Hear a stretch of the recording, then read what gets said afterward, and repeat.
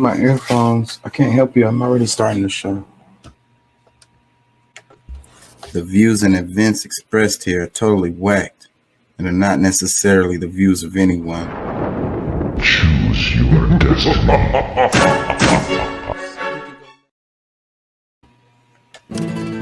Dime qué tú quieres, papi. ¿Quieres que lo mueva para ti? Mueve, mueve. ¿Te gusta cuando me muevo así? Así.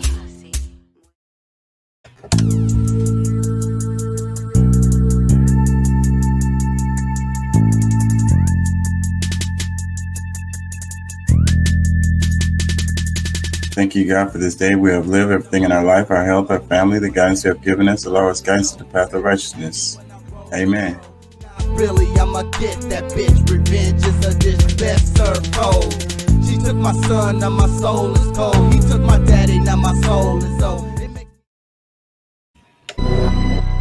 Yeah. Woke up.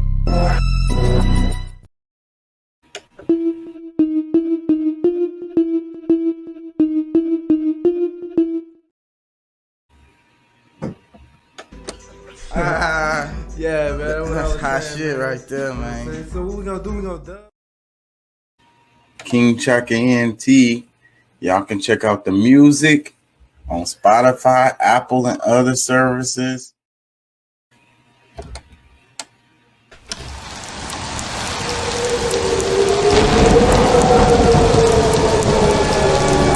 Doing what we do 3 to 4 nights a week. King Chaka ENT.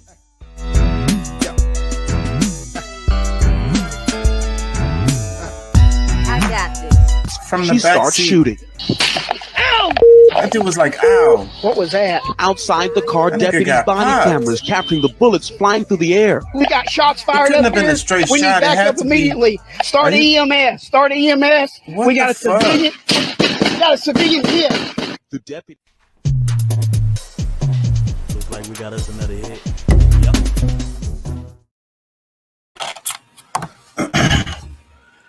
Hey, how y'all doing out there?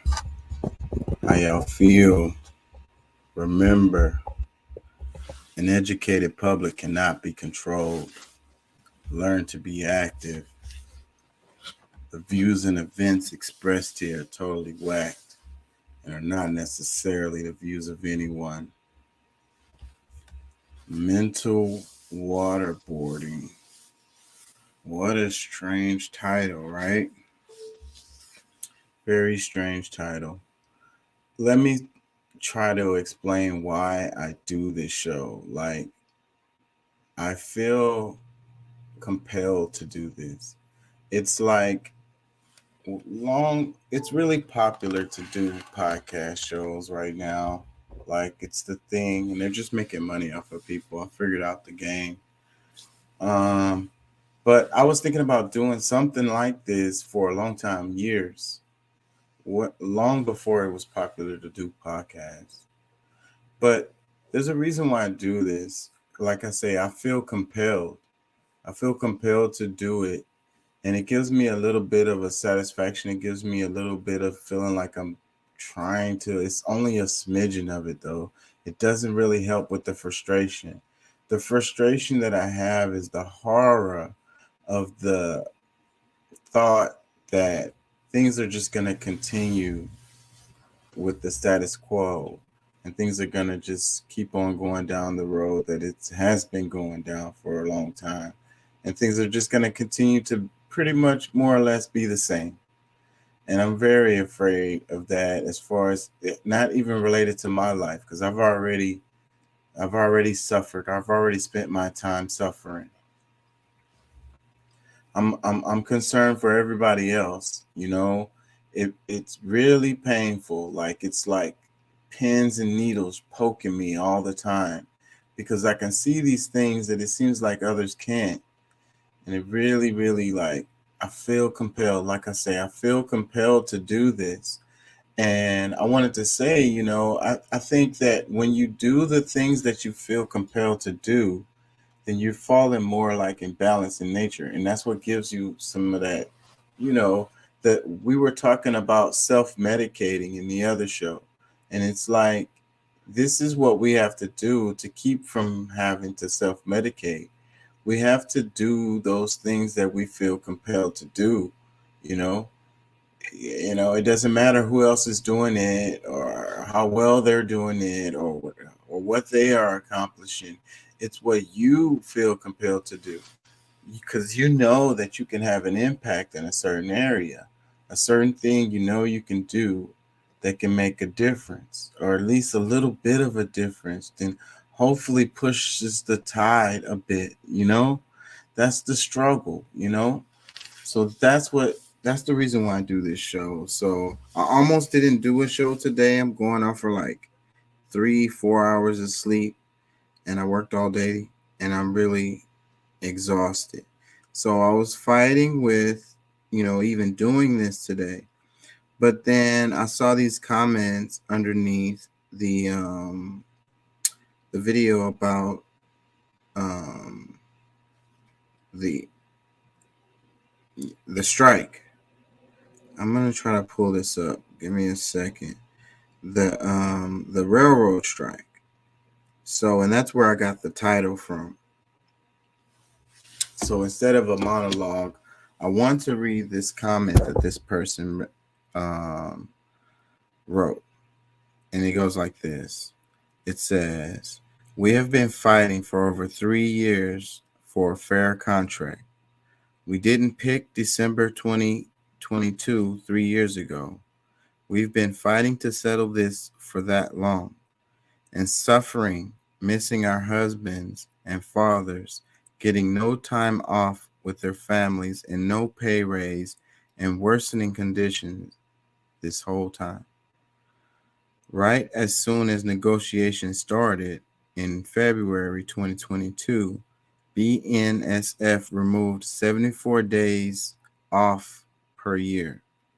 Historically, railroaders are on call 24/7, 365, but had approximately 7 unpaid days, 25% of all hours per month, to be available and be off of on-call status to take care of their basic life functions. They were only required to be on call 75% of the time, 126 hours per week. That changed to 168 hours a week. Then if you were off at all, marked off the boards for any amount of time at all, even just to say, drive your kids home from getting wisdom teeth pulled or attend to a family emergency, as of this year, you now risk losing your job due to a point system. We've been fighting for 3 years, just this round of negotiations, and that was forced on us. We've been suffering, begging for relief from these awful work conditions, only to get to the end and Congress and rail CEOs hang over our head how selfish and demanding the railroaders are being.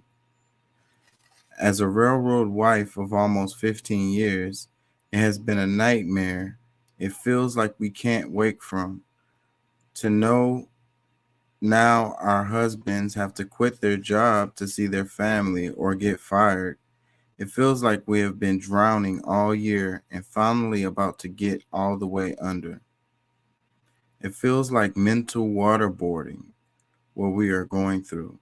To see our husbands, their kids, see their dads for like 5 to 10 hours a week, because marking off can get you fired, and afraid to use points that don't get earned back until you stay on call 336 consecutive hours. You get credit back about 1 day off, if that. We unfortunately will see a mass exodus.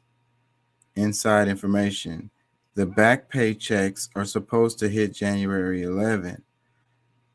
So we expect to start seeing mass resignations shortly after that. And I don't know how our rail system will even survive. Not one railroad employee ever wanted to strike. They just wanted to get to see their family more than a few hours a week and get a little more physical and mental rest and time away from work without getting fired. I can't even watch the news. This whole thing has made me sick, hair falling out. For all railroad families, this year has been hell on earth to hear politicians make fun of it and arguing with Nancy Pelosi while we are over here desperately hoping that they give even 7 of those 74 days back. Some employees are in such despair wanting to see their family but afraid to quit because they have to provide.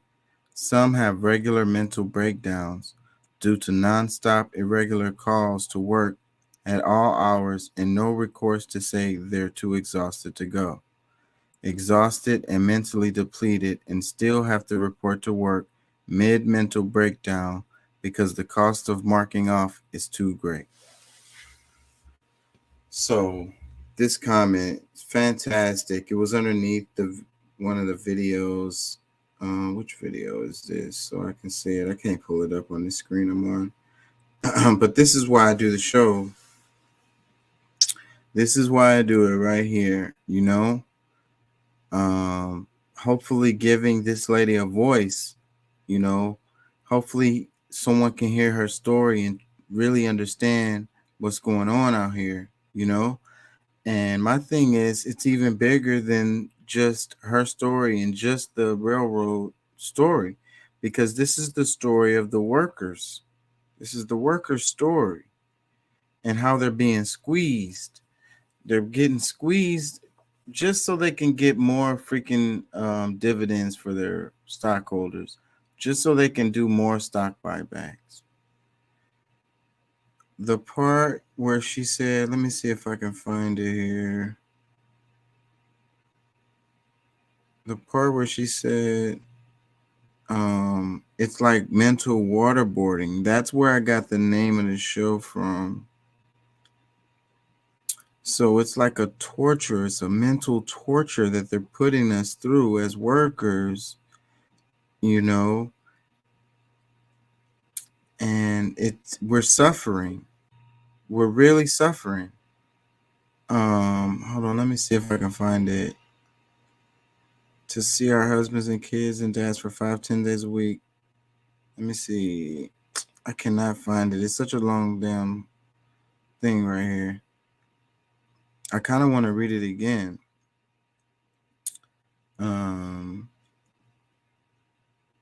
Anyways, mental torture is what they're doing, right? She said mental waterboarding. Let me read some replies that was underneath it. It says, thank you for sharing. We stand with you. The Congress have unlimited days and can clearly get along to crush the workers.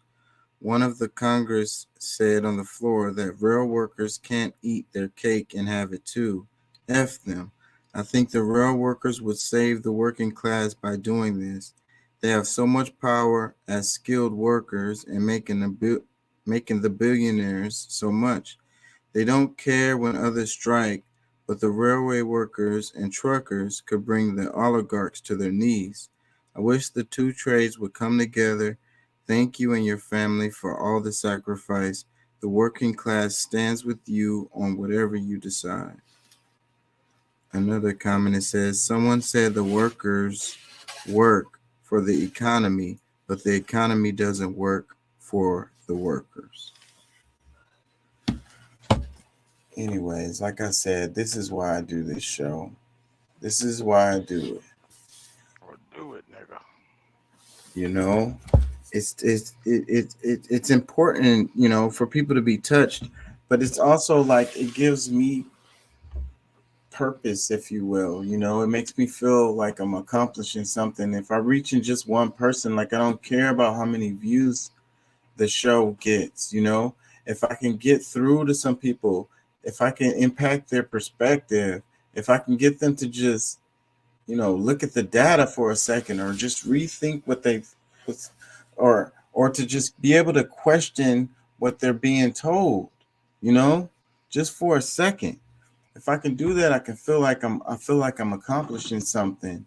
You know, this crazy system that we live in is so ridiculous, and everybody is suffering. Everybody is suffering. You know, nobody's excluded. So why do we uphold a system where everyone is suffering? There can't be no other way. There can't be a better way. We can't do this in a different way. So where's the everyone isn't suffering? And the main part of this is about the workers working together. Because for if anything to change, we gotta stand together. So it's like, okay, the people who are not railroad workers are looking at this and they're like, whatever, they're being selfish or whatever. And this is the divisions that we have. And then you have the people who are like, oh, these are white people, or these are black people, or these are Hispanic people, or maybe these are Christians, or maybe these are Muslims, or maybe I feel like they're upper class ones. They make a lot more money than me anyway. They're in a whole nother tax bracket. But that is what they're using to divide us, those little arguments or those little divisions, when the truth is we're all the same. If you have to work to pay your bills, you are in the same boat. It doesn't matter what tax bracket you're in. Some of us make more, but we literally have to go to work. If we don't go to work, now this is the test for you to feel, so you can realize that if you're in which boat you're in. Can you not go to work for a year, 2 years, 3 years? Can you not go to work for 5 years and your lifestyle, wouldn't really change that much? You will be able to maintain and you will be good. If you can't do that, then you're a worker. Okay? There are people out there who can do that. They don't fall in the same group. So they're right. But it's way more of us who are in that group where we have to go to work. We have to do it. So you have someone who's like making 20,000 a year, and then you got somebody who's making 250,000, 300,000 a year. But I tell you what, both of them have to go to work, or they're not making nothing. And a year passed or 2 years passed, that $300,000 ain't gonna be shit. Best to believe it, it's gonna be gone. It's a wrap. Those bills keep coming. If you don't own everything, you still got to pay a certain amount of bills. But if you have to own everything, and you have to have your assets making you money, that's the only way for you to not have to work. So what I'm getting at, the point is, we have to stand with the railroad workers, along with the Amazon workers, along with the Starbucks workers. They're closing Starbucks left and right because they're trying to unionize. We got to stand with the Walmart workers, all the workers, the truck drivers, the people who work in the service industry. If we all stand together, then what are they going to do? How can they keep on squeezing us? We'd be like, they can't function without our labor, man. They can't do it. Their business can't run without it. And then getting the CEOs, they're getting paid all this money. The CFOs or whatever making all this money. Tell them to come into the shop and do the work that needs to be done. Tell those people who's receiving those dividends to come in and do the work, so they can continue to get their dividends. They can't and won't do it. They don't even have the skills. So that's what's crazy, because they tell these people that they're low skilled or no skilled workers or whatever.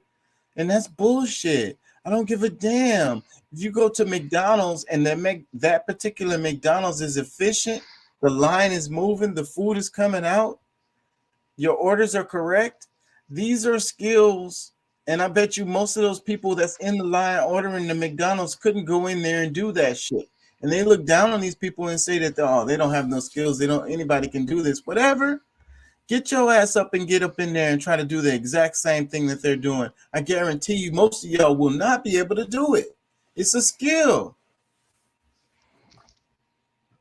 Anyways, what's up? What's up, Deuce? How you feeling? Pretty good, man. Pretty good. I'm good, man. I made it home They sent me home today. It's nigga B day. You know what I'm talking about? Happy birthday, man. Happy Thank you, birthday. thank I'm so glad that you know, decided to spend some of your time here on the show and it's your birthday. I really, really, really appreciate that. Could have been anywhere else in the world. you. Yeah, man. I came in here to give Pat some hell. I hope you brought him a blunt so that nigga can calm down tonight. Tell him to get his punk ass in here. He been off all day. Oh, he been off? Tell him the fellow truck driver, Daryl Willis, said to get his punk ass in here ASAP. Yeah, last night's show did get kind of heated a bit. Yep. Yeah. I was fucking with Pat hard. Pat know, but I always fuck with Pat because I like I like getting Pat riled up, bro. Because Yeah. when you get Pat riled up, Pat starts spitting some real shit. That's what he don't understand. That's why I be pushing his buttons too, because I don't want to hear the mundane Pat. I want to hear the angry, emotional Pat, you know. I want to hear Ogun G. Ogun Shi. I'm saying I don't know how to say it. Ogun G. Freaking that's the one I want to hear, the angry one. Yep. Cause that's when you start getting that knowledge start coming out. Yep. Get that nigga Pat mad. And then it's a lot of subjects that don't really like Pat. A lot of topics that I cover is just like, you know, it's not that big a deal to him. So he can't really get into it. And I know that. But every now and then I get on a topic that he'd be like sink his teeth into it. Yep. Yep. Yeah. Yeah. Shit, so, but anyway, man, how was your day, bro? Shit, I worked all damn day, bro. I got like 4 hours of sleep last night, if that. Damn it. And so I definitely can't stay on here long because I'm already exhausted. But yeah. I'm here for y'all, man. Let me see. Can I go to this? Let's play this. 440 hertz frequency of the music. Damn. If you don't tune it, Why do they have the fucking music in the background? Fucks it up every time. Anyways, I didn't get to double check that. I thought it was it had a good premise, so it's got the music in there. I just be reading a lot of times the posts, like I don't listen to them. Like, you know, when I scroll, I don't have my sound on. Do you do that? Yeah, a lot of times I don't have my sound on because I don't want to what do you call that? I don't want people knowing or hearing what I'm watching or listening to. So a lot of times I do turn my sound off too as well. So yeah, I get it, bro. Yeah, my sound is always off. I turn it on only when it's something like interesting enough for me to want to hear the sound of it. Yeah, I feel you. I just be reading it. I just be reading it or whatever the captions and shit. I feel that. I'm like an internet person. I be on the internet way too damn much. So like, and then it's always the same zombie robot to the internet. I guess so.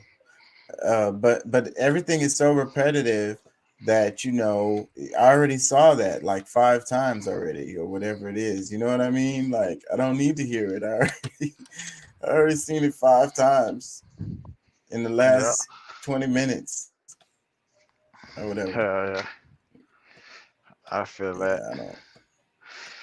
Damn, man. So you guys were super busy like that at the gig today? Yeah, I was busy. Well, it's the weekend, so yeah, I'm pretty sure y'all are swamped on the weekends. What'd you do? Pull Saturday. A double today? I thought you were only gonna work the lunch rush. No, I worked a double. So lunch and dinner. Gotta break long enough to grab something to eat and then go back in. Damn it. That's how I go. That's the game. Say, man, as long as you've been in the restaurant business, bro, you should be good at being able, start you up a restaurant, dog.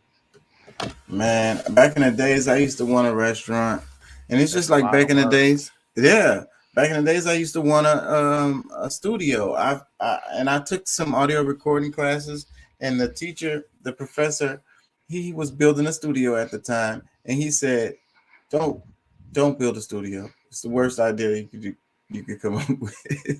He was like, "Don't do it." That's really funny because he was actually building a studio at the time. And what he was saying was like the new thing always comes out and then you want to get it. It's basically like a money pit. That's the way he explained it. And a restaurant is gonna be, you can't unplug from that. You gotta love it. You gotta love it because you're not gonna be able to unplug. You're gonna be dealing with it all the time. It don't really matter what kind of setup you have because it's your baby. Whatever business you have, like these people, a lot of people are doing the food trucks, which is pretty cool. It's pretty cool. But you're gonna be on all the time. Like you literally don't clock out now. That's how it is. I know how the game goes, and I make my decisions in life. I know what I want to do and what I don't want to do. I don't feel like being clocked in 24/7. Like that's not where I'm at right now in my life. Because that's what it is. You clocked in 24/7 and you're always thinking about it and you always something you're gonna have to deal with related to it. And then when the business is open and whatever is happening, you're gonna be heavily involved in that, Yeah. you Yeah. know, till you can get to the point where you have somebody that you can trust to do that stuff. Finding somebody that you can trust to do that stuff, that's gonna take you a long ass time. Who the hell is that? Well, I think honestly, bro, my dream that I have, I think I'll always be there for what I desire after going through, the system and stuff. I desire to have I want I want a school for children that came up like me in foster care, and I want good skilled people to teach them trades, and not only teach them trades but give them like business career. And I want to work closely with the state of Texas, and it's not just be for minority kids, but all groups of kids that grow up in the foster care system. And I desire to have a system like that and teach these kids because we got to bridge that gap, man. Too many kids that come up in foster care, are statistics. You know, they fall victim to societal statistics. And so, with that being said, I'll always be there. But the dream that I have is doing that. But what I look at is that I can have my kids be involved because it's something that I come from, and my son. I always have these conversations with my son, about my childhood and how, my acts and my behavior landed me, at at 11 years old living in a homeless shelter, and um, so I want to bring them in it. I want them to be involved in there, and I want them to hang with these kids and learn and teach them. That's my ultimate dream. So with that being said, that's going to involve me to be there because I want these kids to get the best level of care. I don't want nobody to mistreat them because they've been through so much in life already. So I want to be there overseeing, and it may come off as micromanaging, but I want my children to know like they're loved, they're cared for, and and it's some of those kids you have to kind of meet them where they're at. They may be on some rah rah shit, and you got to be rah rah right back with them. You know, but it's about changing habits and It's forming good habits and forming positivity and moving in a direction because we've gotten so far away from trades, bro. We've gotten so far away from trades. We think technology is key, but if you don't have the know-how and the trade, that's where the trades come in. People that are skilled that know how to properly work on this shit without a computer being available, and that's what I want to do. I want kids to be able to know how to do that and start their own businesses and not just be worker bees or work and make a change, within a company, so Yeah, man, that sounds so beautiful what you're saying, and I pray that you can actually make it happen. And earlier I was talking about how what you are called to do, or what you're impelled to do, what you're, I'm saying it wrong, I'm losing, but the things that's driving you, something that's in you that you feel like you can make a difference in, specifically that yeah. you can make a difference in this area, and hopefully help some people, you know. And then they got us on this damn hamster wheel, and it's all of us have this in us that we could be doing, and that's probably the reason why the world is the way it is because instead of doing those things, we're going to some job that we probably don't even like, that's Well, got us under their thumb. I fell victim to it too, bro. And you know how it is, bro. Living in this world, in this society, and man, let me say this here, okay? And a lot of people may hate me for it because I know we're national, we're live, we're people around the world view this, but um, I'm grateful for the way that I grew up. I'm grateful for the society in which we live in, this capitalistic society. It's not all bad. There's some great sides to it, and I think that's what my brother is doing here with this show, is trying to show the good, but he's also amplifying the bad, and he's also giving us a platform in a way and bridging the gap in this crazy beautiful world of how we can get around this shit if we just stick together. So it's not all bad, you know. We have to have socialist entities within this society. We have to be a socialist. We have to be people, just people of fucking humanity, bro. People that care, that care about thy brother. All this shit about I'm not my brother's keeper. That shit is out the window. And that's something that they have fucking They've demonized these they've words, and demonized. then people Yeah, don't really understand the definitions. yeah, and we have to be. We have to get back to the place where the neighborhood raised the kids, where we set good examples. You know what I'm saying? We gotta get our children away from this fucking life of fashion and this and that, because that shit don't mean nothing if you fucking evil inside. That fashion means nothing, bro. It means nothing because once somebody truly realizes who you are, you know what I'm saying? They not gonna fuck with you. And then now you become this evil person because oh nobody fucks with me. But it's like what I'm saying, bro, is I love it because it allowed me, it's a gift and a curse. It can be bad or it can be good. But because of the society that we live in and the things that are happening to us, it forced us to awake, to become awake, and to realize that shit around us is not right. And we have to be thankful for the little freedoms that they give us, because there's so many people around the world that are suppressed, that can't even do what we're doing, that can't speak up on these things.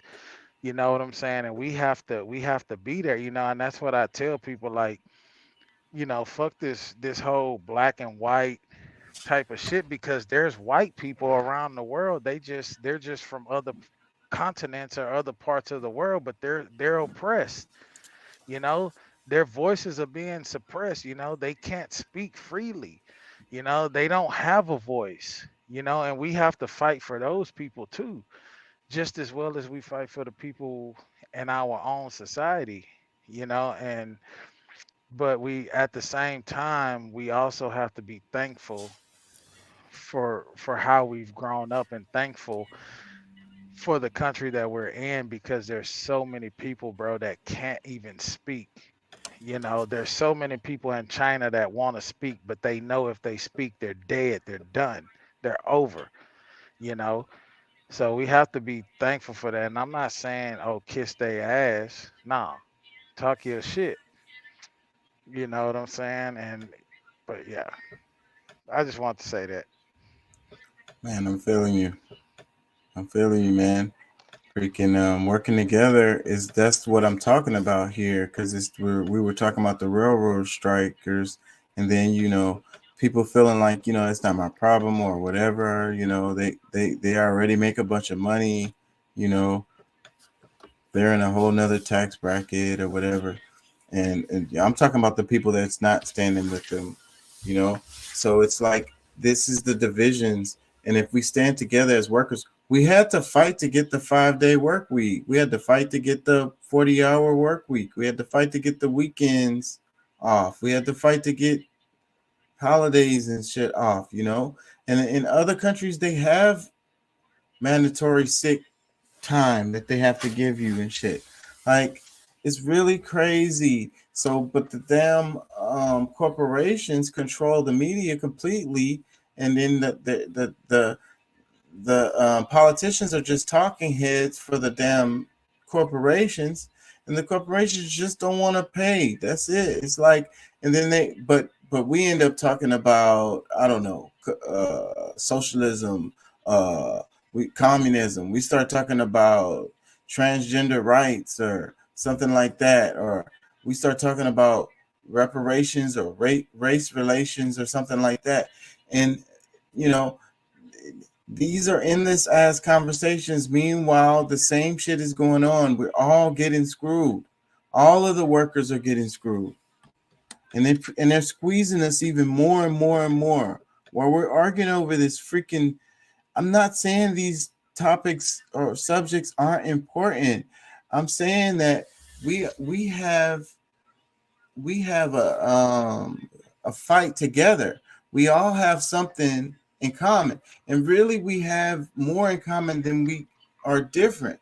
Like, what's the main issue in your life? What I really want people to understand is that they be talking about politics and wanting to vote and all of that, and the democracy and all of that, but look at your reality of your life.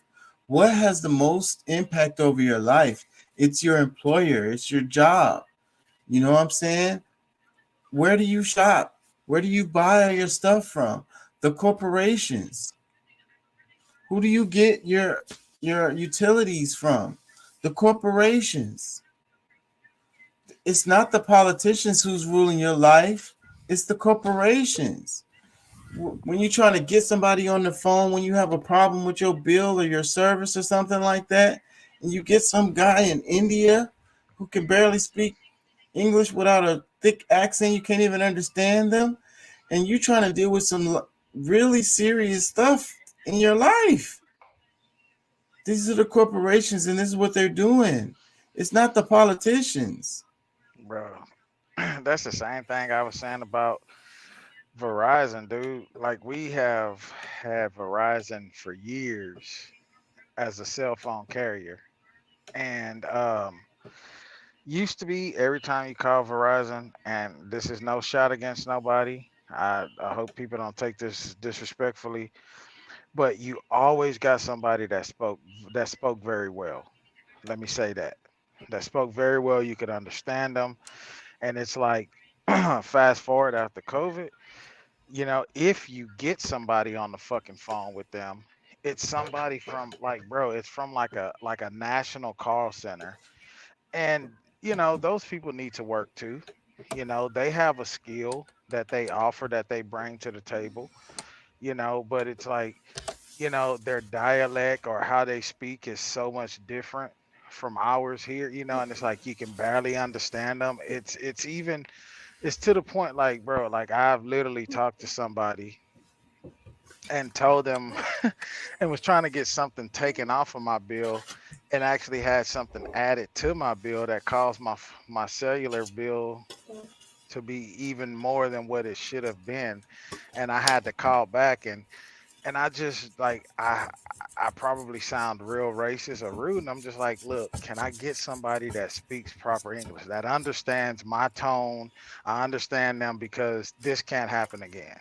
And it's not the workers; those are just workers. The damn corporation is outsourcing this shit to the cheapest possible way, and that's how you end up with some guy in India answering your phone, because they're probably not even in this damn country at all. Bro, and it's always I didn't want to say that, but it's always somebody from like it sounds like they're directly out like their accent is so strong. It actually sounds like they're from They're in India right yeah, are now while in they're doing India. while they're doing that call, because that's what it is, and they don't give a damn about us, and that is the problem.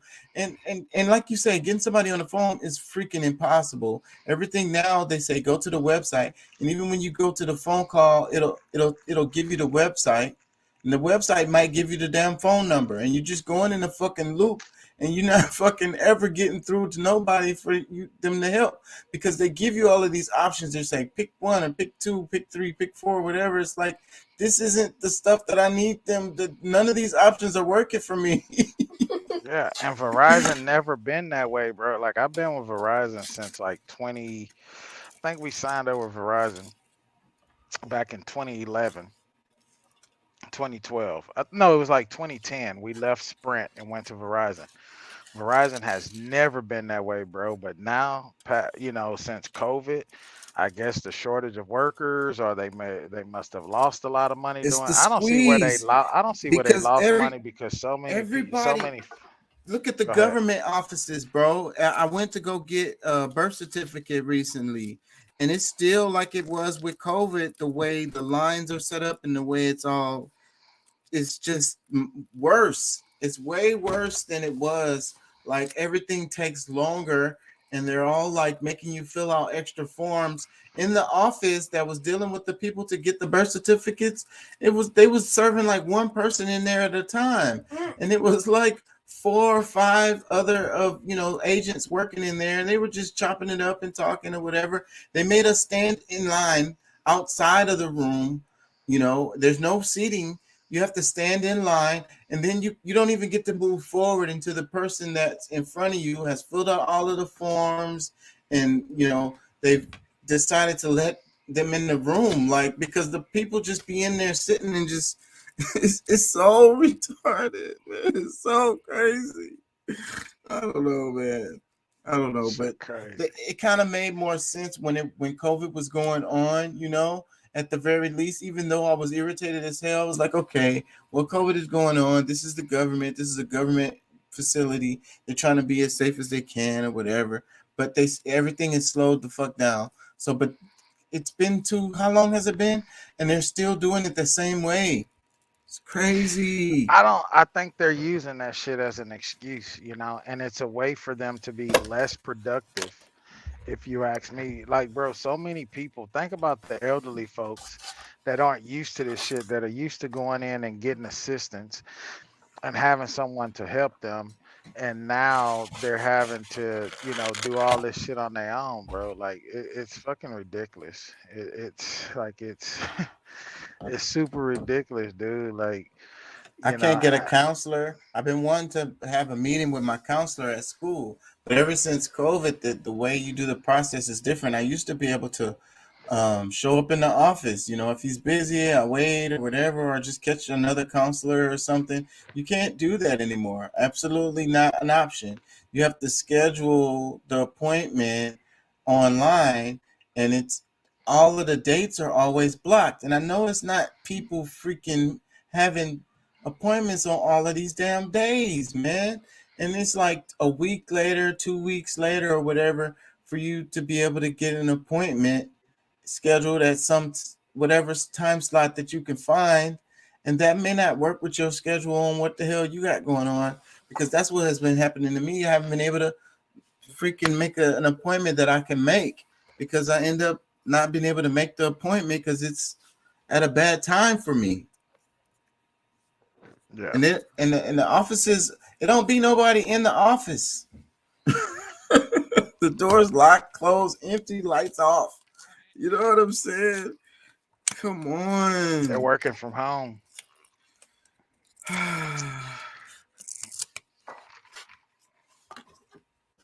Ever since COVID. And so they still haven't changed that shit. Yeah. Frustrating. I don't know what to say, man.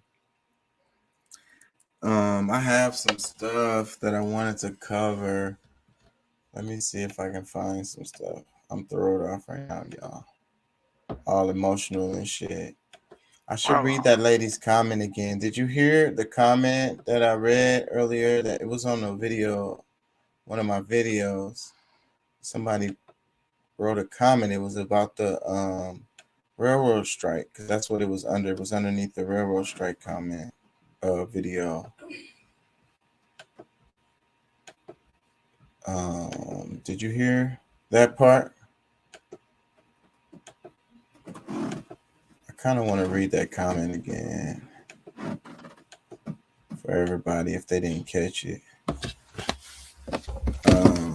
Because the personal stories, I think, help people see things better. You know, people want to make everything so abstract, and it's like what the politicians are saying is not the same thing as what the people are saying, and all we're getting to hear is from the politicians and the people in the media, these talking heads, and we never get to hear from the people. Like, you notice in all the news shows, they don't really do interviews with regular people on the street like they used to do all the time. You know, I want to hear what the people have to say, you know? And that's the thing. Like, so that we're talking about the government and the government reacting to the people or being the voice of the people. We never even get to hear what the people, and they're definitely not listening. So that's another reason why I like to read the comments, you know, underneath the videos that I play, is because I want people to hear what real people are saying, because that's what we don't ever get to hear. And people are smart. They think all of us are dumb. And that's why it's like nobody cares what these people have to say. We don't want to hear it. We already know what they're going to say or whatever the hell. Like, but that's not true. That's not true. And we need to be listening. And they need to listen. And we need to force them to listen to us. So I want to read this comment one more time. Okay. It says, we have been fighting for over 3 years for a fair contract. We didn't pick December 2022 3 years ago. We've been fighting to settle this for that long, and suffering, missing our husbands and fathers, getting no time off with their families and no pay raise, and worsening conditions this whole time. Right as soon as negotiations started in February 2022, BNSF removed 74 days off per year. Historically, railroaders are on call 24/7, 365, but had approximately 7 unpaid days, 25% of all hours per month, to be unavailable and be off of on-call status to take care of their basic life functions. They were only required to be on call 75% of the time, 26 hours per week. That changed to 168 hours a week. Then if you were off at all, marked off the boards for any amount of time at all, even just to say drive your kid home from getting wisdom teeth pulled or attend to a family emergency, as of this year, you now risk losing your job due to a point system. We've been fighting for 3 years, just this round of negotiations, and that was forced on us, and we've been suffering, begging for relief from these awful work conditions, only to get to the end and Congress and rail CEOs hang over our head how selfish and demanding the railroaders are being. As a railroad wife of almost 15 years, it has been a nightmare. It feels like we can't wake from. To know now our husbands have to quit their job to see their family or get fired. It feels like we have been drowning all year and finally about to go all the way under. It feels like mental waterboarding what we are going through. To see our husbands, their kids see their dads for like 5 to 10 hours a week, because marking off can get you fired, and afraid to use points that don't get earned back until you stay on call 336 consecutive hours. You get credited back for about 1 day off, if that. We unfortunately will see a mass exodus. Inside information. The back pay checks are supposed to hit January 11th, so we expect to start seeing mass resignations shortly after that. And I don't know how our rail system will even survive. Not one railroad employee ever wanted to strike. They just wanted to see their family more than a few hours a week and get a little more physical and mental rest and time away from work without getting fired. I can't even watch the news. This whole thing has made me sick, hair falling out. For all railroad families, this year has been hell on earth, and to hear politicians make fun of it and arguing with Nancy Pelosi while we are over here desperately hoping they give even 7 of those 74 days back. Some employees are in such despair, wanting to see their family but afraid to quit because they have to provide. Some have regular mental breakdowns due to nonstop irregular calls to work at all hours and no recourse to say they're too exhausted to go. Exhausted and mentally depleted and still have to report to work mid mental breakdown because the cost of marking off is too great. Is that somebody that works for the She's a wife of someone who works. Wow. And that was a comment underneath one of our videos.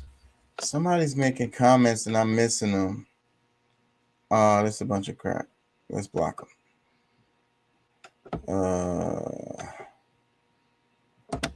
Yeah, man. So that really touched me, and that's why I wanted to freaking read it. You know. Let me. I want to read the comment I said back. I said, I really feel your pain. I'm so sorry for your family and the many others going through this torture. That's why I cover this topic. I think we need to learn to stand together because other industry workers are feeling similar stress, but they keep us divided with trivial issues. We need to look past skin tone and tax brackets. If you have to work to pay your bills, then you are in the same boat, and that's what we have to see. Hopefully this situation will be another step in waking people up. We have to fight together or things will continue the same, and the thought of continuing is a horror that keeps me up at night. No wonder people don't want to have children, knowing that they will likely suffer. Yeah, so I feel like it's a lot of suffering going on, and then they're putting a squeeze on. And the only way to fight back is for us to come together. You know, all the workers unite. And that's how things got done in the past in history. That's how we got the setup that we have as far as with the work week and how they have to pay you overtime, all of that shit. They didn't have to do none of that shit before. Anyways, what do y'all think? Are you speaking about before labor? The labor. Basically, the labor movement, where it was like all of these unions all across the United States, and they forced them to change all that shit. Yeah. The child labor laws. They can make little kids just. You know what they did? They had machines that needed to be worked, but the space to get into the area to work it, a man couldn't fit in there. So they would use children because those are the only ones that could fit in there. Yeah. Working this damn thing 12, 14 hours a day, whatever it was. I mean, it still happens to this day. Maybe not in this country, but it still happens. Yeah, so and that's fucked up. The kid ends up with deformities and shit because they're growing. They're they're a child. So they end up with deformities and all fucked up. They have short lives. They end up, and they die young, and that's what ends up happening. Yeah, because I mean, most of the time these places, I mean, they're already, I mean, you know, they're not safe. And then, like I mean, when even though it may not actually be chemicals that they're dealing with, because the um,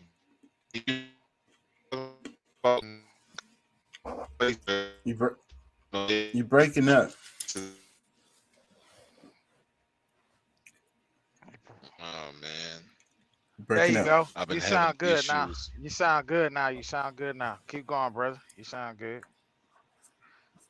All right. Well, now I was saying like the carbon that comes through, like I mean, especially like when you're talking about these gold mines, the cobalt mines, all these different things like this. I mean, it's releasing things that's going to be unhealthy to any human being.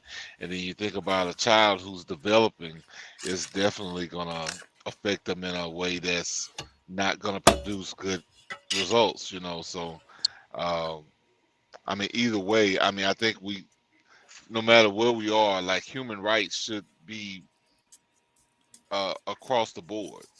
And that's really where, I would like to focus where, if it's going to kill somebody, is it really that important? You know what I'm saying? A lot of these devices that we have, yeah, they're great luxuries, but is it really a necessity? I mean, I'm one quickly to say, the further you get away from nature, the further away you are from God. So we got to be more careful about the priorities, like what's really important. Yeah, that overnight Amazon package. But we have to not lose sight on what this is about. It's about the workers working together, the unions fighting for this shit. Because we never would have had none of this if it wasn't for that. And we have to fight for it now. And the problem is we separated. We arguing about transgender rights or whatever the hell. And instead of about us coming together about them screwing over all of us. Let's get that straight first and then deal with that other shit afterwards. Let me ask you a question, bro. Is the overnight, because I hear so many people attack the overnight Amazon packages. Just think about, just think about a mother who just came home, right? They released her. And there's something that you need, but the store may not have it. Walmart may not have it, and it's going to take 7 to 5 days to have it shipped to you, or you can't readily get it at no store within your little town. But you can go on Amazon and order it and have it delivered to you within 24 hours or 48 hours.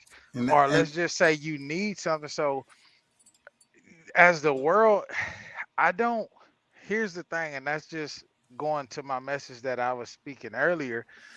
I don't fault the technology.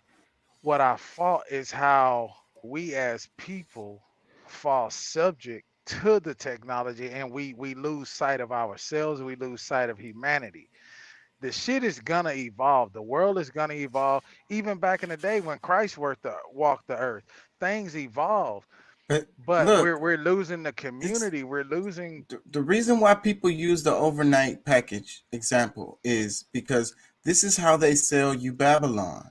Because for you to get that overnight package, that's where you got that little kid crawling in the mine. Like, I mean, that's a stretch, but that's how it works because it's impossible, bro. It's like, this is, coming from China or like crazy stuff is, like, you ever see those Amazon drivers when they get out of the car and they're running in the freaking place and they park the random ass and then they're trying to freaking run back to their cars? They on these crazy time fucking and they have GPS systems. They know where these guys are. They're supposed to drop these packages off. It's really mathematically impossible. They have to beat the math every time. We have to address that. We have to address that because for so many years, UPS and FedEx drivers have been under the same scrutiny, have been under the same things. We have to address that. We have to address, we can't just say let's do it because there is a benefit. There is a benefit to I look at you with being everything that you are as far as like your show. if there's a piece that you need that you can't get in Houston, but it's on Amazon, but it can be at your doorstep I before the I start of ain't your never show. ordered nothing from Amazon, not one time. But it's not really because I'm just not a online buying person, really. But I don't like it. This is how it works. It's those luxuries like that we want so bad. That's what causes it to be child labor on the other side of the earth, and we don't care what That's is a true. result of it. All we want is our package the next day. We don't care how they do it. And that is the problem. Yeah, That that's wrong. I don't agree with that. I'm sorry. I don't agree. But we also have to think about, we also have to look at, if we're gonna attack that, we also have to attack these folks that are pushing for EV vehicles, because that brings about child labor and dangerous situations. What is it? EV vehicles, electric vehicles. Oh God. So, we have to, you know, which I think is bullshit, but hey, it's a thing. And there's a society that believes so heavily into it, but they're not looking into the lives that are lost on a minute basis Yeah, no, to there's provide way. these batteries for these EV vehicles. Well, see, that's the thing. They know all the technology. They don't care. They know that at some point, just to keep all these things running, like they're gonna need, uh, you know, regular crude oil. They're gonna need natural gas. They're gonna need coal, and it's going to produce more emissions than we're producing now. And they know this. It's just that they want you to get stuck on that so that they can control you. And I've been saying that for the longest, because I mean, I don't necessarily have a problem with electric vehicles, but everybody trying to do it is going to overload the system. We already have a horrible like I say horrible, but like we already have a risk of the the current system breaking down like right now, and the infrastructure is nowhere near ready for it, but they're trying to force it on us before they leave this election cycle, this Yeah, presidential term. you had it So right. It's horrible. Our electrical grid in this country has failed us. well, yeah, look but look what happened with the water in Houston. So they said the power went out, and then the backup power went out, and that's the reason why the pressure dropped. How the hell yeah, does that happen? but I mean that's the thing. Like they're telling you they know that the system is not right, but they still gonna push forward with trying to, you know, push this, this new, trying to get everybody, like they're raising fuel prices, trying to get you to stop buying fuel, make you move over to green energy, which like I don't think is a bad thing, but all of that is so that all of a sudden everything that we're doing is like changed in like a small period of time. In any other case, I mean, all these things like a decade is still a short period of time for something like that, because I mean, bro, just look at our roads. Look how long it's been taking for a lot of our roads to get right. Like I'm a truck driver, so I'm on the road all the time. Bro, there's places that I've been driving to for the last 5, 10 years that's still under construction. What makes them believe that all of a sudden all this stuff is just gonna be taken care of when we're backlogged on stuff that was a part of the infrastructure plan from 12 years ago? Yeah, but why is it that way? Them damn private contractors. And I'm sure y'all seen the videos of how when they build something in China, and not just China, I've seen it in other countries where it's like India, other places. They start building something, you look up, it's done. It'd be a Well, whole ass bridge. I mean our government allows But that's for the that type society of that we live in. And the yeah, thing they about allow. it is, Pat is not just a truck driver. Because of him is the reason why your infrastructure is getting up. Is the reason why you see them laying down because of him and myself, is the reason why you see them laying new blacktop, because the tax that we pay in fuel is supposed to go to each state. Each state has a fuel tax. That's why you have, correct me if I'm wrong, Pat, what, every quarter you have a 22.90 that you pay? That's about $550, and that's a Well, fuel tax. Not, and that's on top of the no, fuel well, tax that you pay at the pump. well, no. Every quarter is IFTA. Every year we do a 22.90. So that 550 every year, and but every quarter we pay taxes to IFTA, the International Fuel Tax Association, Well, and that goes to your road fund. That right there, if that shit goes to the road fund, bro. So then, well, And these states that charge extremely high amounts, like you think about the northeast part of the country, Pennsylvania, New Jersey, you think about the West Coast, California, all these places that charge $6 and $7 a gallon for diesel. That's because their road tax is included in that. Truck yeah, drivers are paying that shit. but look, let me let y'all think about this. Don't they have the perfect ass setup? They get to just keep laying asphalt. Why can't they just build the damn street in a way that they don't have to keep laying asphalt every time? Like, Because they're trying to pocket the money. I'm 'Cause saying it would be better if they would just go with inch and a half, 2 inch, well, not inch and a half, but no, foot to foot and a that, half thick concrete. It would be a lot better. The roads back in the day were built with concrete. yeah, that's the part. Yeah, that's the part that they keep doing, because I mean it's a quick fix, but at the same time it's, I don't know if y'all seen, because I mean if you think about, like, in the you go to a truck stop, you see there's always these big indentions in the parking lot from the trucks, the weight and this, that, and the other. With the heat, it changes like real quick. Cement, once it's dry, once it's been I forget the terminology cured. for, yeah, once it's cured, it's there. It's not moving.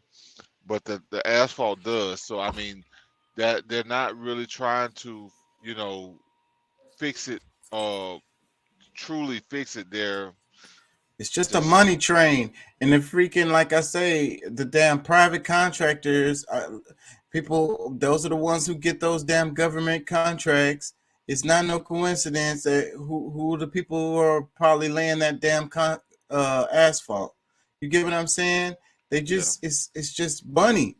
It's just money, and it's coming out of the government, so it's coming out of people's pockets, so it's like free money. hmm, So, but like that's what the name of the game is, right? Other people's money. So the Wall Street is all about other people's money. So these big corporations, they don't want to spend their money on anything.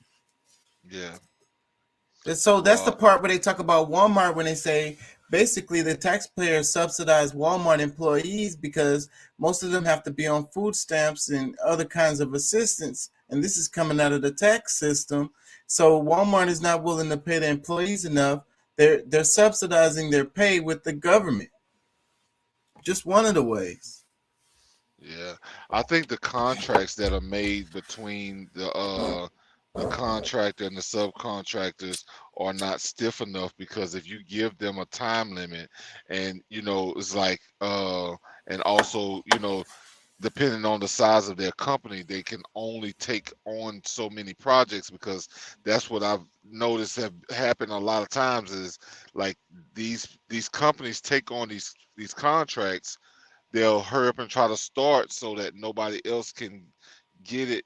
And because, like, let's just say you don't start it, they can give that contract to somebody else. So they go around the country starting up projects, laying down cones and these jersey walls, these barriers, and they sit there for months, if not years, before you see even anybody on the freeway working.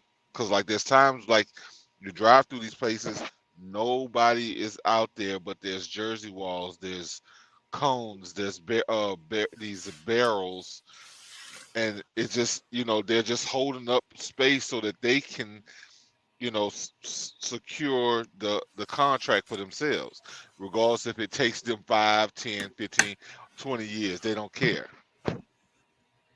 And meanwhile, the traffic suffers, people moving around suffers. I noticed that in a lot of black neighborhoods, it seems like the construction never gets fucking finished. Over there off of what is that? 610? Is that 610? No, that's 59. I cannot think. I want to give the pinpoint because I know y'all gonna know what I'm talking about. But it's been construction what is that? 288, like 50, when it turns into 288 and it comes around MLK. Yeah. And yeah, right up in there. It's like the tractors are parked and shit. Like it hasn't been no work done over there in like forever. And it's got like half of an exit, like a weird ass exit that was halfway done and not finished. And like it's just unfinished ass construction coming through there. It's dangerous too. It'd be wrecks up in there all the time because people drive really fast.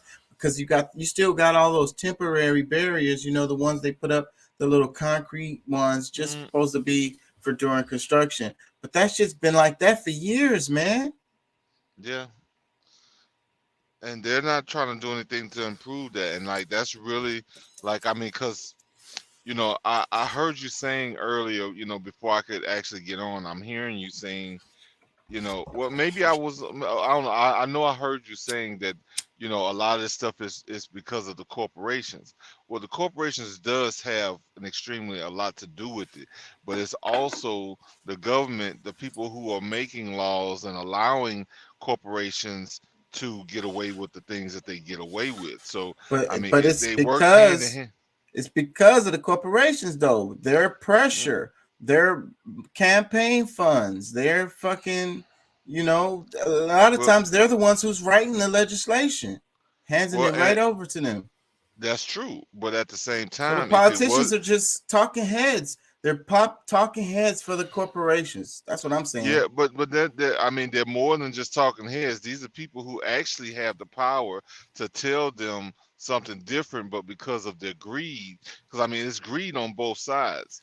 You know what I'm saying? So I'm not taking it. Because I'm with you on the corporations, but we cannot leave the politicians out because they allow it. They're the ones who we actually gave the job to. They're the ones that we've given the power to. But I'm glad you mentioned to regulate that, bro, because I'm glad because the politician is only gonna go as far as the money. So the politician, but we have to look at it this way. Let's say you running a corporation and you're taking money from an outside third party and you're never doing what they're doing. They're going to come down. They're not going to come down on that third party who gave you the money. They're going to come down on you saying that you were being. Well, that's what they use the politicians. That's what they use them for. They're like scapegoats. They're middlemen. Because if it was you as a politician, if it was you as a politician and you take their money and you pass their laws and their deal, who's at fault? The business or you? The people hires them, Pat, and I get what you're saying, but they're not representing the people. They're representing the corporations. It's all a facade. That's why it's a problem. Because like these people go in and they're willing to side with the corporations over the people who actually hired them. That's where the main problem is. That's why I can't give them no slack. Because I ain't giving them no slack. I'm just explaining what's happening. Their check. The people aren't paying that check. The people aren't buying that freaking yacht, that freaking trip to Egypt. The corporations are. I get it. I look, believe me, like it's my argument or my fight is not with you because I hear you. I'm with you. But at the same time, we cannot like lay off of the politicians because they're the ones who really have to get in line because the corporations, supposed to, follow what the politician is saying instead of the politician being out there trying to kiss ass and suck somebody's ass for whatever fringe benefits that they can create for themselves. But what I'm saying is these people, the politicians, the ones on TV and shit, even all the way up to the president, these people are small fish in a lot of cases. Like what I mean is these corporations have so much money, and these folks, these politician folks, a lot of these folks don't have that much money, bro. Like, and even like $1 million or $2 million or $5 million, that ain't no money. You know what I'm They got saying? a But lot what of them I'm got but what I'm a hearing, lot of them bro, got plenty of money.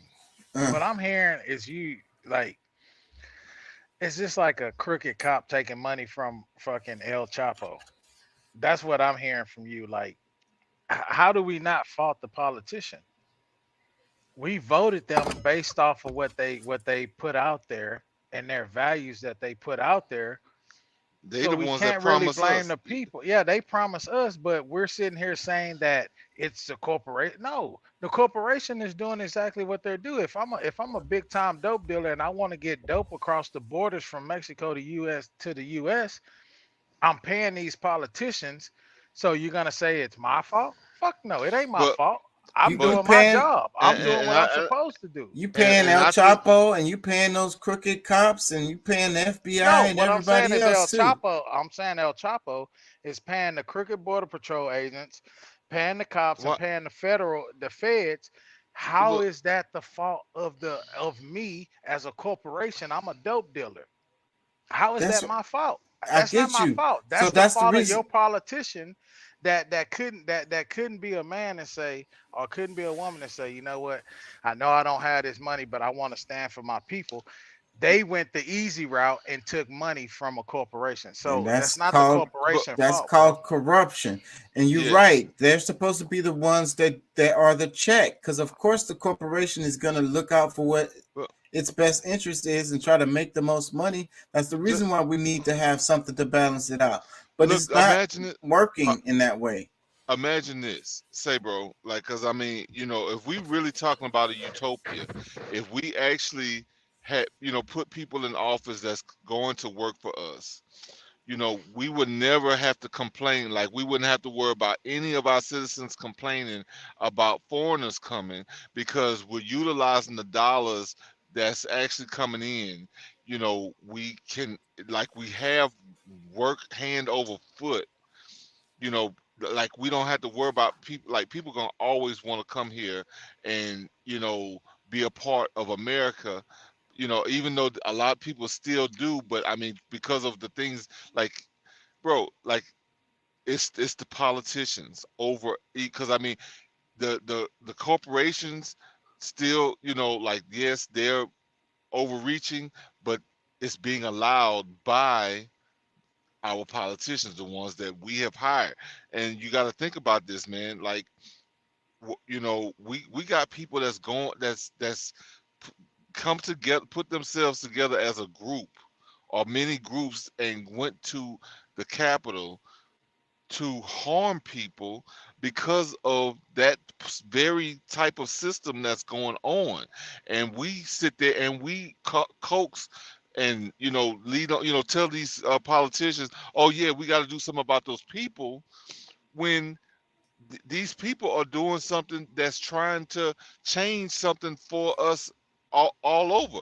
Now, am I trying to say, oh, it's a great thing what they did at January 6th?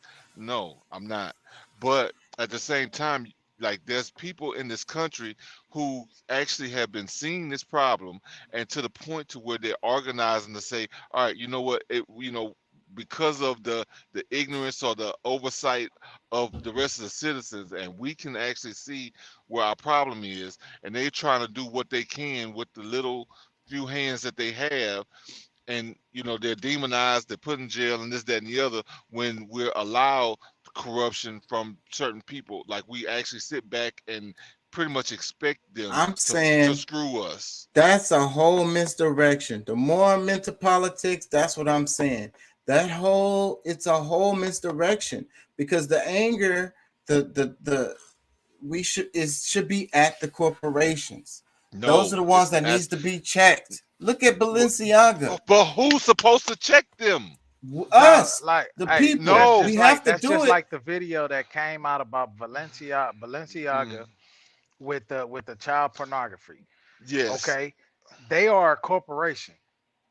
we as the people, without us, Balenciaga doesn't exist. They can Exactly. create fashion all they want. I But look. here's the thing. Mhm.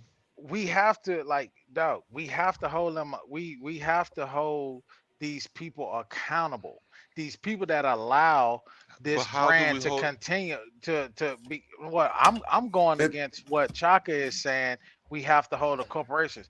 A corporation is doing, say, bro, you're Chaka ENT and you're trying to get something done, and you got a You politician that you didn't seeked out at you a fucking meeting and uh-huh. realize they broke and they need help, they need your money, and you go to them and you say, hey, look, I'll You give you can't blame. You can 5.5 million in your campaign to help you to win this race, and they take your money. You're not at fault, even though you're doing wrongdoing.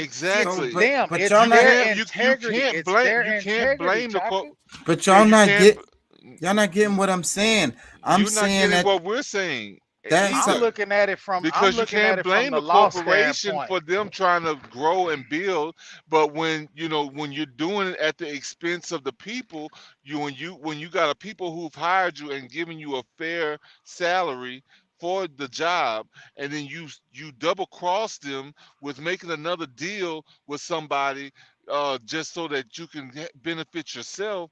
That's where the real problem is. We no, have to hold them accountable, bro. Like, no, I don't care no. how you look The, at it, because I'm gonna you, tell you, if you were a politician and you took money under the table from a corporation and the shit came out, the court of the justice system is not gonna hold that corporation accountable. They're gonna get a they're slap on the wrist. They're gonna lock your ass up because they're you took doing it money from that legally. corporation. They're doing it legally through campaign No, donations. But that no, speaks to the it's integrity of you as a politician. If you have told the people, Pat, I know I keep interrupting you, but I'm no, trying no, to no, get no, no, no, across no. what Go. you're saying. If if if if you have came and spoke in my community and you say I can get A, B, C, D done, I can do this, vote for me, and then we hire you, we vote you in, but then you go against us and you take money from Marlboro, Winston Marlboro, whoever the fuck that cigarette company is, $5 million under the table for, to get their shit passed through that we're fighting against, and then you go against. Who do we blame? We can't blame that corporation. What, At the end of the day, they done exactly what they have an agenda. You were the fucking crash dummy that took the 5 million because the money means more to you than the people who you're supposed to serve. what I'm saying That is, goes to your integrity as an individual, bro. I'm not We saying can't. none of that is.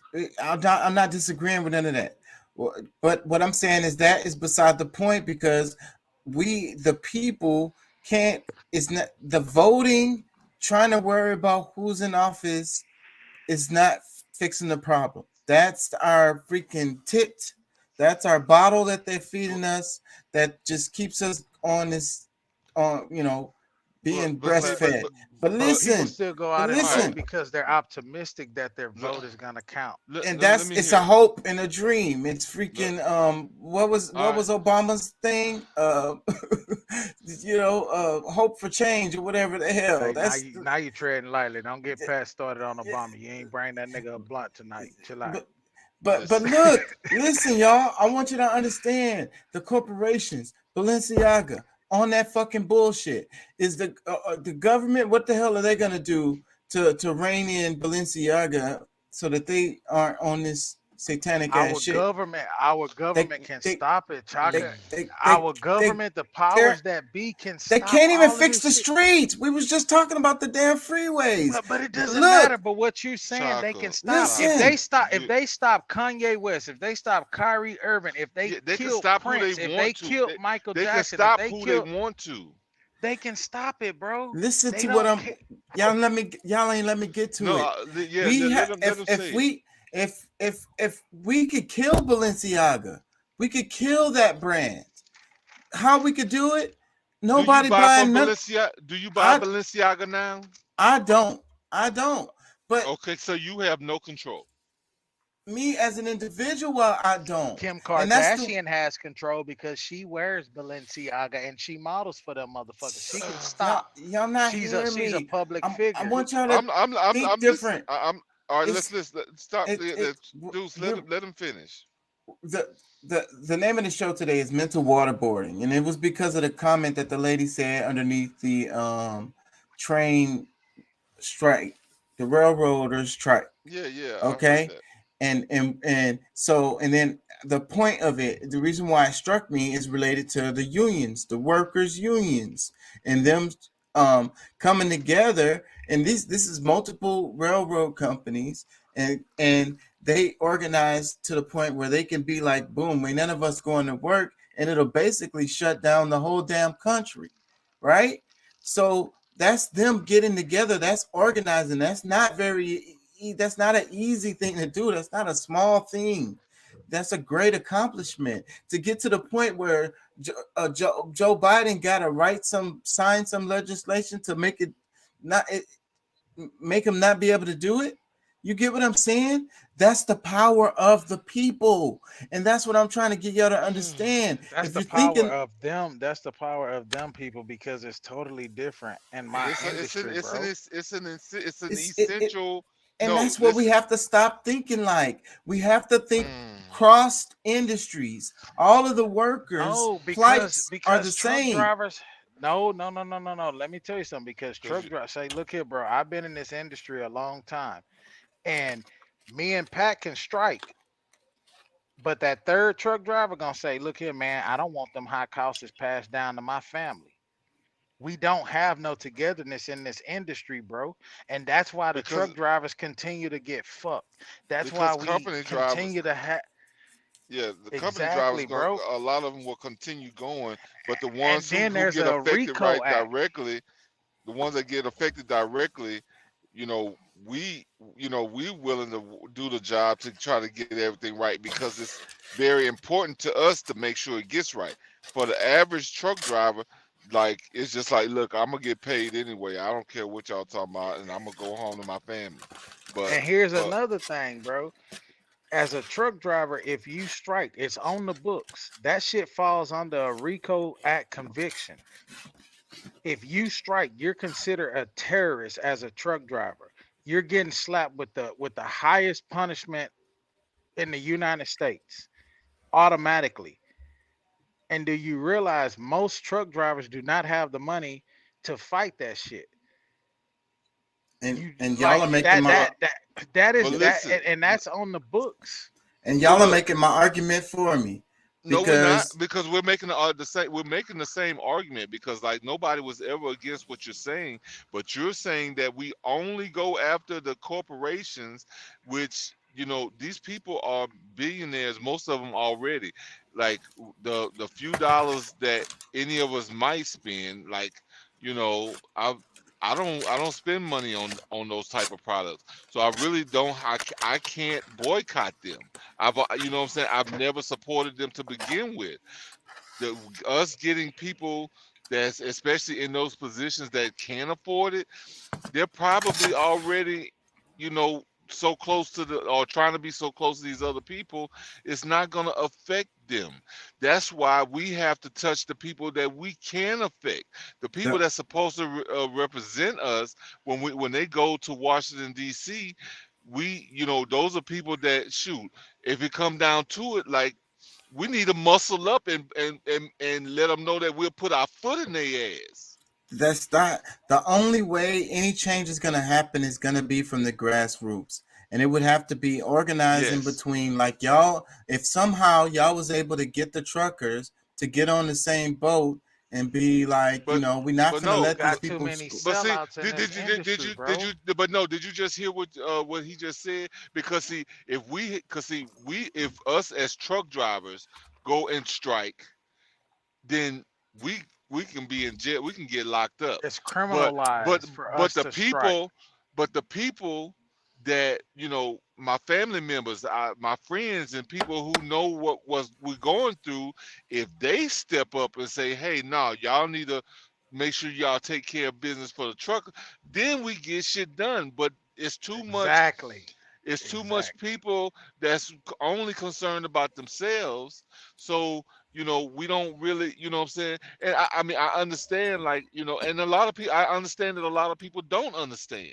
So, I mean, I don't necessarily harp on people or whatever because, they don't really get what all of this entails because, and most people don't even know that they're losing their freedom while they're sitting around sleeping and, enjoying the new freedoms of smoking pot because now what I'm saying the government is giving you a green light. Oh yeah, no, you know what? We done hooked up this marijuana so strong now. Shoot, we can keep y'all asleep. Y'all are walking fucking Yep. dead. Yep. Yeah, y'all And are walking fucking dead right now. So we can do all kind of stuff to y'all. So and I half mean, of America don't even respect us as a truck driver, bro. Like, look at all of the city ordinance. Like, bro, you just travel around Houston, Chaka. You local, and look at the city ordinance. If a truck driver is sitting at a Lowe's in Katy, let's say he's sitting at a Lowe's in Memorial City, and he's idling his truck because it's 46 degrees wind blowing, or it's 90 degrees outside with 100% humidity, and see because of the noise ordinance, somebody comes up, oh, there's a ticket. There, dog, people don't respect us. Half of society do not respect. They want what they want. People want what they That's the want. system. They And give I, up. They let me don't ask y'all even want this. us in fucking areas like, bro. Walmart's do it. The northernmost part of the country. Okay, look at those states over there in the northernmost part of the You country. said it They right do the not, first time. These countries, the states are really just countries. But Wait. Let me content. ask y'all. but Let me they ask don't y'all this. respect us, bro. Let me They ask y'all treat us Alright. this. like shit. I'm I- listening. Is there a dispatch, like some kind of like national dispatcher type of company, like some kind of company that coordinates trucks throughout the country or whatever? Like, Well, um, no. No, Yeah. because do your y'all have company, to? whoever you're with, Well, whatever company you're with, dispatches you, or you may go through a most mo- load board. most brokers and dispatchers are independent contractors. They kind of work for themselves, and I think to some extent, like that's a part of the messed up system too, to some extent. Because I mean, I say that hesitantly because I prefer people to have that kind of control over their own lives and to be able to put together a business with something as small as dispatching or brokering. It takes a little more than the dispatching, but It's gotta overall it's gotta be it's a big company like insurance company that all the truckers have to go through. It's gotta be something. no I'm trying to Major find. corporations go that through well there's major a few corporations go through the same that insurance company, but well not independents.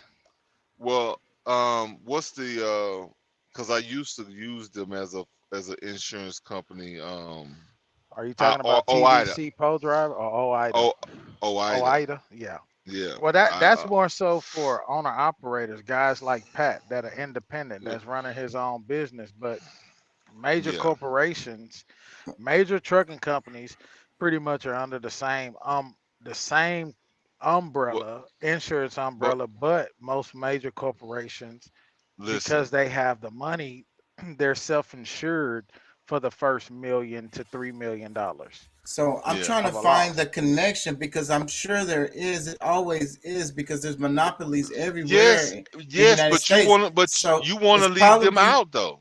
it's probably the insurance companies. No, I'm saying No, it's these are not the. the insurance. This dude, what people don't realize, and Pat know this shit too. And Pat, I know Pat. Pat waits for his moment to strike. That nigga like a fucking Western Diamondback. He or a fucking pit viper. Like he waits for his moment to strike, and he's not saying this shit, bro. At the end of the day, it's not. Yes, insurance does run our corporation, but what you have to understand. Trains only go so far. Trucks run America.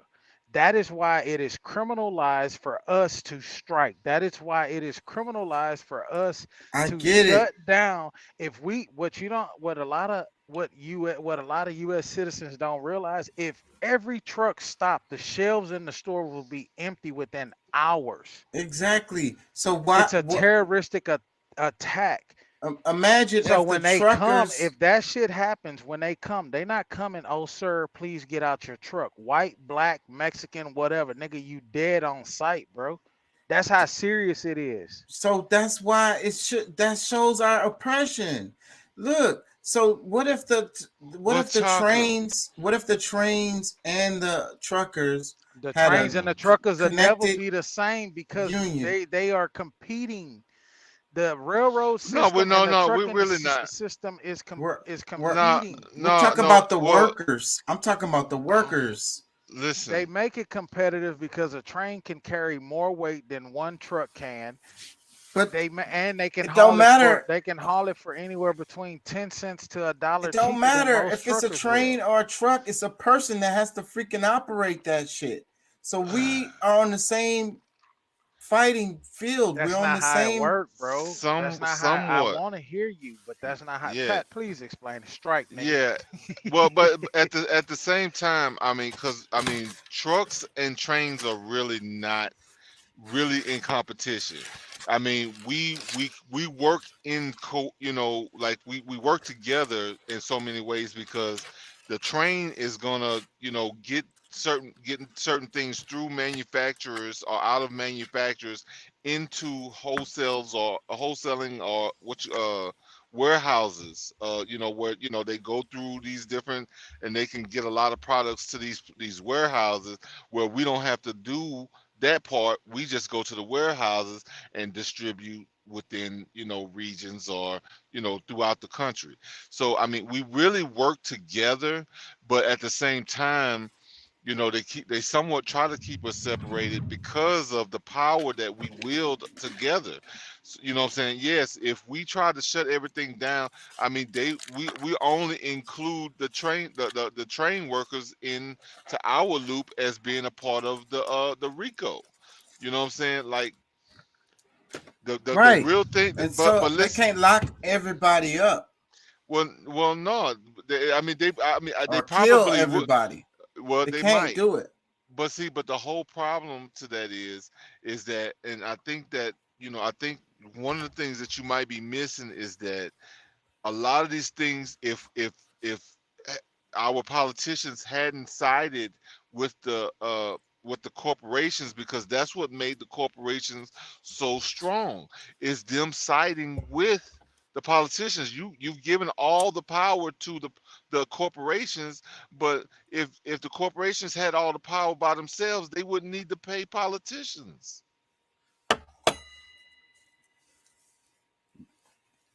Yeah. So so I mean, these are the people who set the regulations, and supposed to do it in our benefit because they work for us. But no, they write it in the benefit for the corporation. You And know, like and all it's been this at least 50 years of that happening. at the least. But and you know, I mean, shit. It's probably been longer than that, but I mean, you just think about like Joe Biden, like he been in this whole system for damn near 60 years. He's like trying to retire and this, that, and the other from, you know, like he's like all of this, look, all these crimes that, you know, they've been talking about that's gonna happen with Trump, all the shit they've been saying and trying to put on Trump, they have to watch their back right now because the very same thing they're at risk of. You know what I'm saying? They're mad with him because he actually was trying to make America stronger, where, you know, they're doing the opposite. They're weakening us. So when you really boil down to, because like I said, I mean, I think he's an asshole, but I know that based on what's on paper, he was doing the right thing policy wise.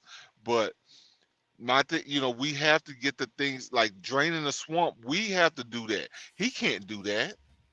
You know what I'm saying? Like, Trump or no other person can do that. Us as people have to do that. We have to say, no, this person has not been doing the right job for my community. Like, Everything that you turn around and you see as a problem is because of the politician that represents your neighborhood, your city, your state, our country. You know what I'm saying? Like that's where we have to put the energy, because we're gonna, if we go after corporations, we're putting a band-aid on a problem instead of actually, you know, getting the stitches and going deep down and sewing up that cut, those sores that has been created throughout, you know, this country. So, you know, I agree with you. Yeah, corporations are a huge problem, but they became a problem because we don't have the people that's supposed to be on our side on our side. So Biden signed the rail strike bill into law today, I guess, because it says 9 hours ago. Let me play this I clip. find this shit funny, bro, because Biden is so for the railroad system, but when Trump was trying to sign bills and make agreements for truck drivers, the Democratic Party was so against what he was doing. And it's a slap in the face, bro. Like this is against the railroad. This is not helping them.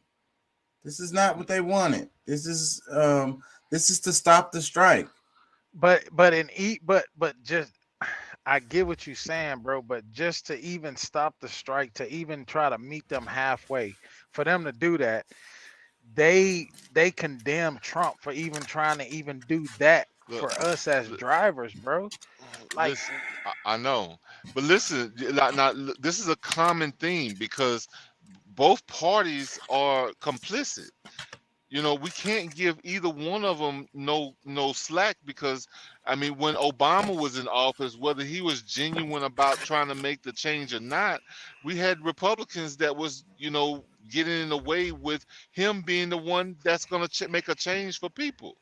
So, I mean, we can't forget what we've been dealing with for the last decades, you know, over time, like, because, you know, they've you know, whether you know, they taking turns and saying, all right, you know what, you know, just to keep them confused, all right, y'all in the office, y'all do, you know, y'all try to do good but we'll find a way to stop it so that, you know, people can't get ahead.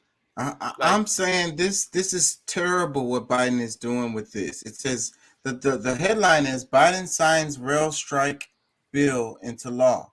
This is a bill that's stopping a strike. Like, and it, you know, so that's the power of the workers. That's the only thing they have is the strikes. That's the whole reason why you join unions. Like, if the government can just make it, they talk complete. This is completely out of line. Let me play this clip right quick. It's 24 seconds. I agree.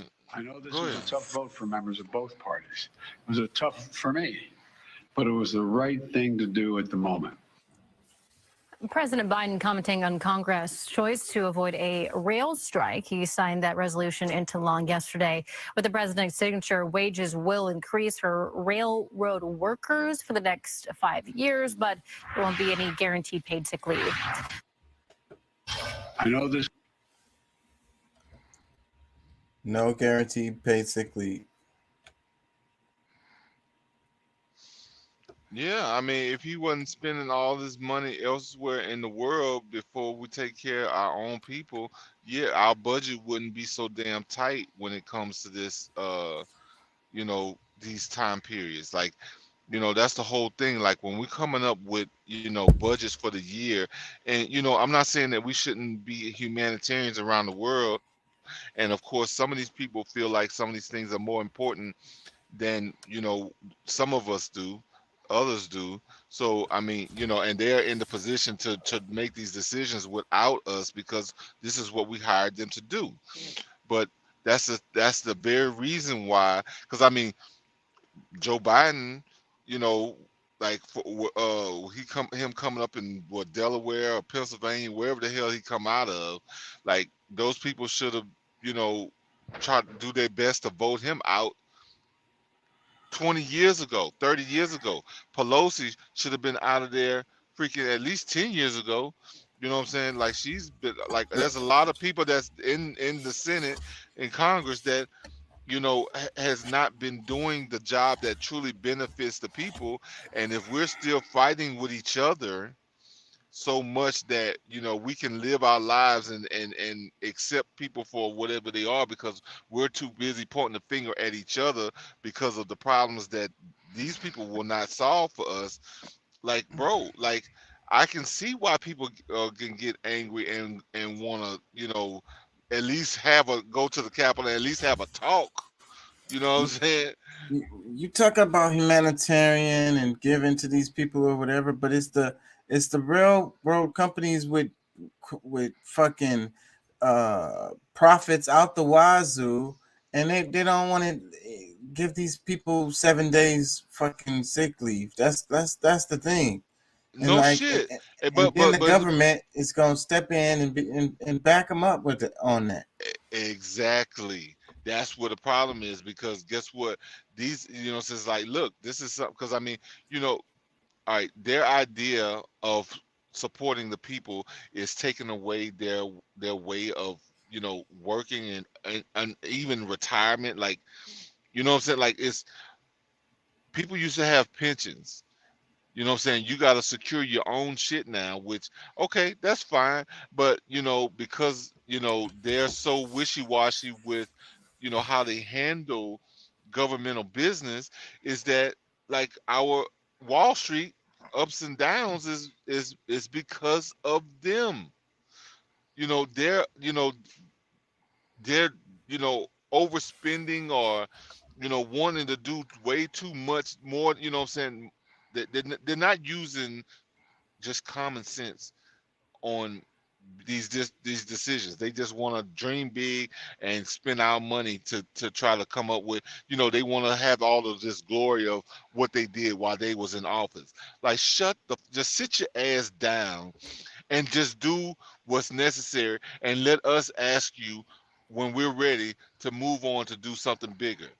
You know what I'm saying? Like, let's have a surplus of not only money, but oil and all other kind of resources that we can say interesting. We can make a move to do something else. Let's slowly rebuild this infrastructure so that our country can handle all of this use of electricity. Is the use of electricity even good, better, because of all the radiation that's going to come from it? Like, have we talked about, is the radiation worse for us or the emissions? Like, what? I don't know, bro. Like, I start getting pissed off because, we as regular average people, that I'm a truck driver, and I have more sense than these people, and this is their job. Yeah. We was talking about the culture wars. I didn't see this clip, but I'm sure it's good. I didn't have time to look this up, but let's play this right quick. Whole results to dive into here. There's a lot here actually about how Democrats and Republicans feel about a variety of industries within the economy. Let's take a look at this. So you've got along the right-hand side, and I'll narrate this, all this list of different sectors of the economy. So you've got agriculture, trucking, restaurant, manufacturing, construction, dairy, higher ed, technology, et cetera, et cetera, et cetera, et cetera. And they asked, and this was done by YouGov, generally speaking, do you have a favorable or unfavorable opinion of these following industries? And so they've got it divided here by how Republicans feel about all of these industries versus how Democrats feel about these industries. Some of them are quite close, quite aligned. Like, for example, Republicans and Democrats feel basically the same way about the hotel industry as one example, and also about the railroad industry, which is interesting and relevant given the fact that there's a potential strike looming here. But the places where they had the biggest partisan gap saga were news media, entertainment, higher ed, mining, broadcasting, which I think to me that includes entertainment. Feels like it falls into both news media and broadcasting and entertainment rather. Education services and oil and gas. So some interesting details there on news media. Just to pull out one of our favorite things that we talk about. Republicans are minus 57 in terms of their views of the news media. Democrats are only at plus 17. So it's not like Democrats are really in love with the news media at this point either, but Republicans just wildly more negative on the sector. And even though I am not a Republican, I tend to side more with their assessment of the state of affairs over there. Yeah, the big one that actually stuck out to me was higher ed, because it has Republicans at 0, but Democrats at a plus 45. To be honest, I am surprised Republicans are at 0. I thought that they would be in negative terrain. If you include boomers, they're not going to hate the universities. Yeah, I think people, you know, people have a very like, they have believed this is like a path to a better life. And I mean, the American higher education system has long been like the envy of the world. And so it was interesting to me, that Republicans were still at neutral and not like overtly negative on higher education. That was kind of a surprise. Tobacco was an interesting one too, because Democrats actually have a more favorable view of the tobacco industry than the Republicans. Although all the data that I've seen says there are a lot of Republicans smoke a lot more than Democrats. That one is surprising. So that one, I wasn't quite sure. Pharmaceutical companies.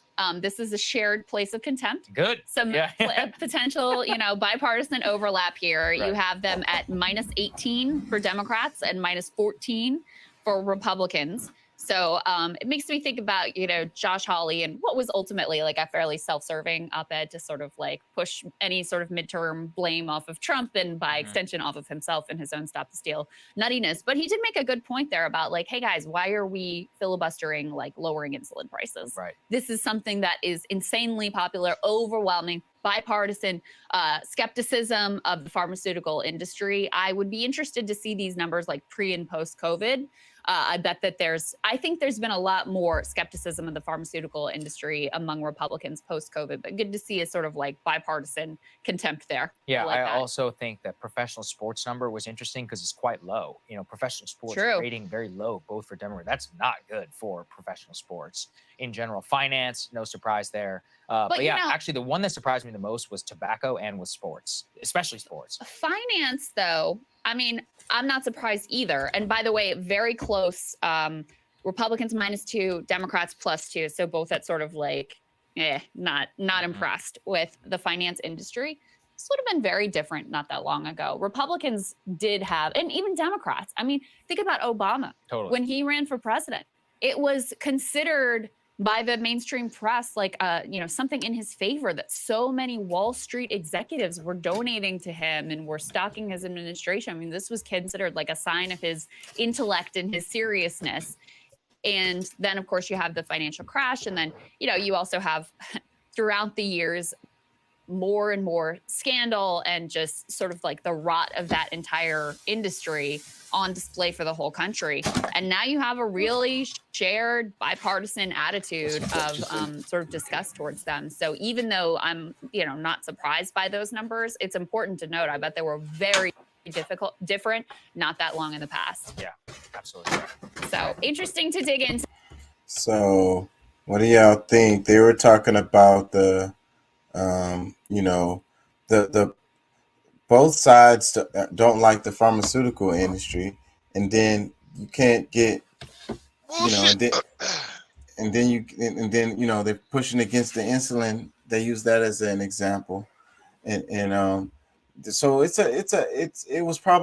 a poll. It's not going to be accurate or close. It's just I get it. I get it that it's a poll, but I really want to give everybody else an opportunity to speak if they'd like to, because I feel like sometimes maybe I bombard.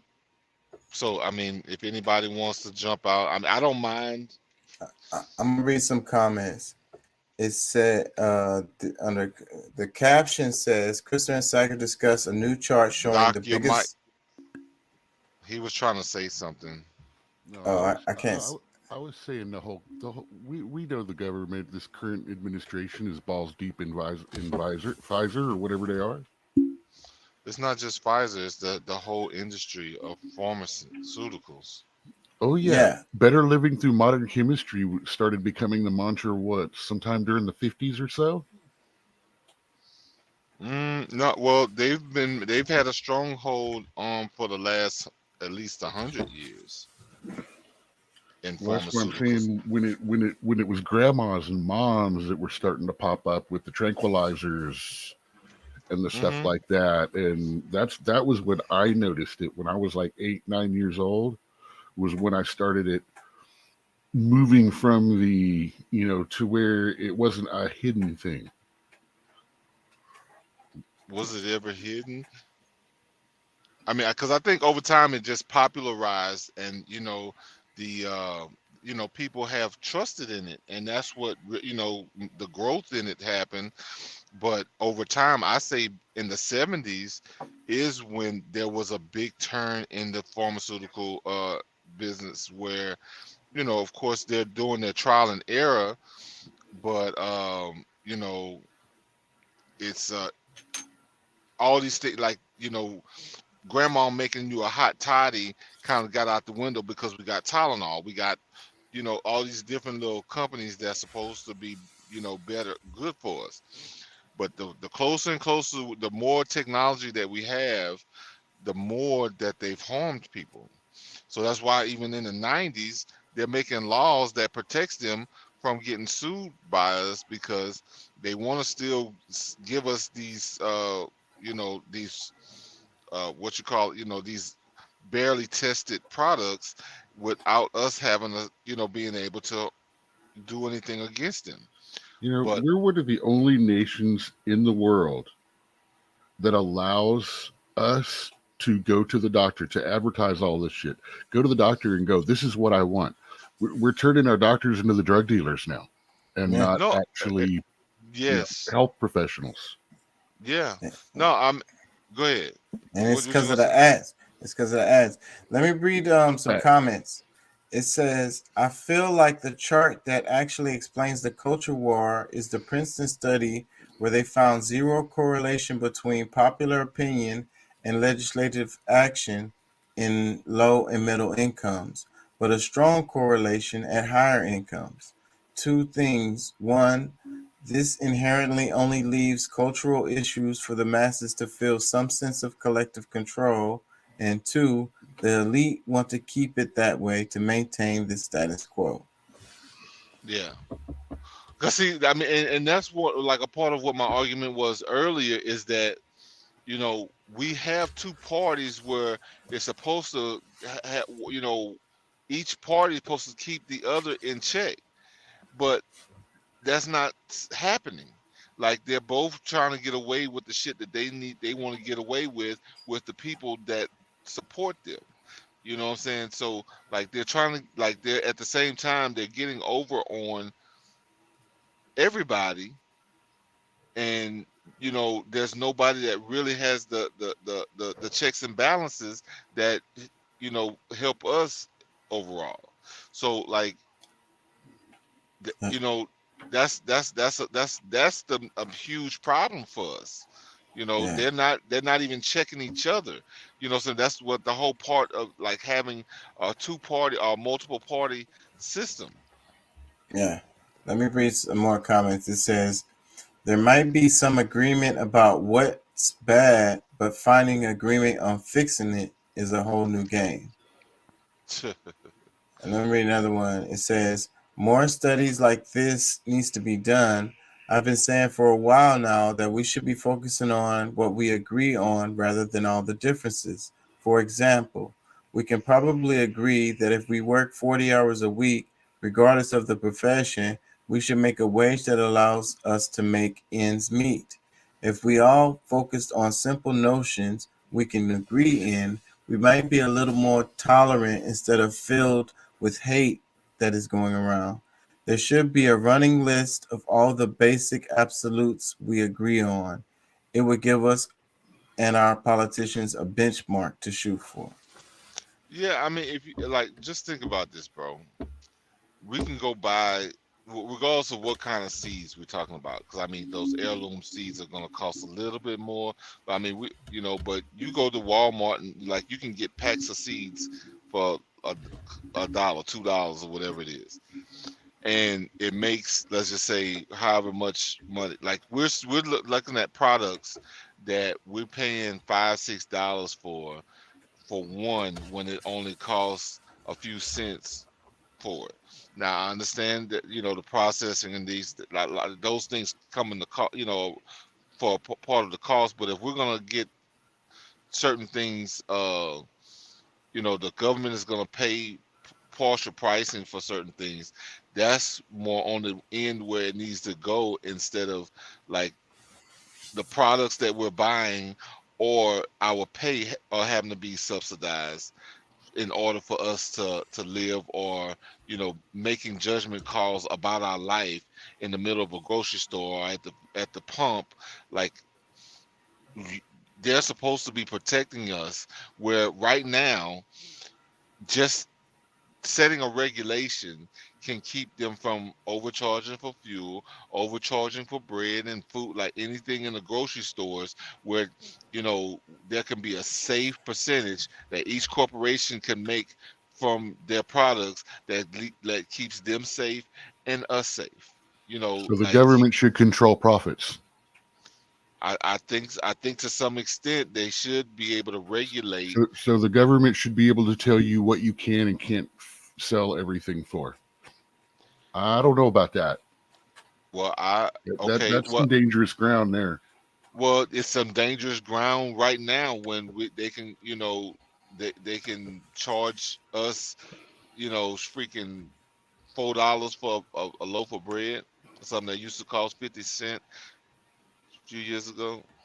But that's what I'm saying. Also increase the money supply by 60%. So the odds are everything is going to go up. Well, and I understand that's the way it's been going, but the profits are more than what they were. The profits are higher. Like, they could make the same money. Like, even though, like, see, that's the thing. Like, the profits don't have to be tripled. You know what I'm saying? Like, they don't have to raise prices where their profits are tripled. They can still make the same profit and be fine. And what I'm saying is, the government ain't the answer. I'm saying the people can do it. The people need to put the pressure on them. If this company is selling that apple or $4 or whatever, then we just don't buy it. You know what I'm saying? And we get everybody on board with this shit. We have to be on one accord. You know? Yeah, I hear that, but okay, you don't go buy the apple, then guess what? They don't bring more apples because people are not buying them. So, you know, that don't necessarily make them change the price. That just makes whether or not they're going to take a chance on selling it next time. Yeah, but I do want to point out too that this opinion of mine about government regulation of prices does not apply when it comes to life-saving medicines and things like that. I think they should be stepped. I think that, you know, like insulin, stuff like that. I do think the government needs to do something, simply because we got people, you know, if you can always find something else to eat. You can't find insulin somewhere else. Well, no, I hear Yes. you on that. Yes, you can. We can always find something else There, to eat. you can always you can always make a choice in what you eat and eat something cheaper. See, you're talking this and that. I'm being real about not expanding things to the preposterous level. Okay, I hear what you're saying, because I understand type 1 diabetes people that need it. Yes, I get it. These people getting charged $600-800 a week, and Yes. literally they're choosing: do I die next week or do I live this week? But medications is the same thing as food, bro. It's the same thing. No, insulin is not the same thing as food when it comes to that. Bro, if you don't eat, it's life or death the same way. If you don't get it. Well, see, you're taking it to the exaggeration level on people aren't going to eat, and that's not true. Now, people aren't going to get their insulin. That is different. Well, you know, I can stress different points based on, you know, because I know type 1, they can't do anything without it. Type 2, they could have chosen different things to eat so that they don't need it. You know what I'm saying? But overall, when we're talking about food and drugs, they go hand in hand. even the government thinks so. So, you know, the regulations doesn't just stop with just medications, because guess what? We depend on these people at this point to get, like, if we were talking about us still growing things in our garden, everybody has a little stuff, yeah, we could maybe look at it a little differently. But we have people who are in control of the stock of all these things. They might be surpluses of because I got a friend of mine that was just, you know, last week or week before last, that, you know, he can't get his insulin because they're on back order, and the stuff might be available, you never know, but he can't get it because it's on back order. And it's not just because, you know, like, it's not available because they're the production of it or whatever. So they can actually come back and charge even more for it next time. So, like, there's certain things. Do you believe that the insulin, you know, we just don't have the natural sources to create let me give you a background. No, here's the thing about insulin. The guy that created the process to extract insulin sold it for $1, under the whole idea that people would never have to die, because selling the patent for that for $1 would allow it to be produced so cheaply that they wouldn't have to do this. And yet, if you go to Kenya, the exact same Johnson & Johnson or whatever produces the insulin, the exact same bottle of insulin costs $20-$30 over here and $200 to $600 here. I get it, but see, that it is not the problem, because we have the same argument, but and I understand that you feel that I'm separating farmers, because you're wanting to literally destroy the farmers market, who, for the most part, the farmers have no leeway. Most of them are just one bad crop off of failing. No, I get that. That's why I said, if we're going to subsidize, we need to put it in areas where it's going to, you know, like, not affect the you know, it's not, you know, the consumer or the producer. But, you know, as far as the profits, like, we got Walmart that's making record profits that's still getting subsidized. Can't we use some of that money to go to the farmers so that they're not at loss? Like, do we have to keep charging them over and over again for seeds that won't reproduce? Look at Pfizer. We gave them what, $1 billion way more than $1 billion to come up with this thing, and they're already have made over $55 billion in returns on it.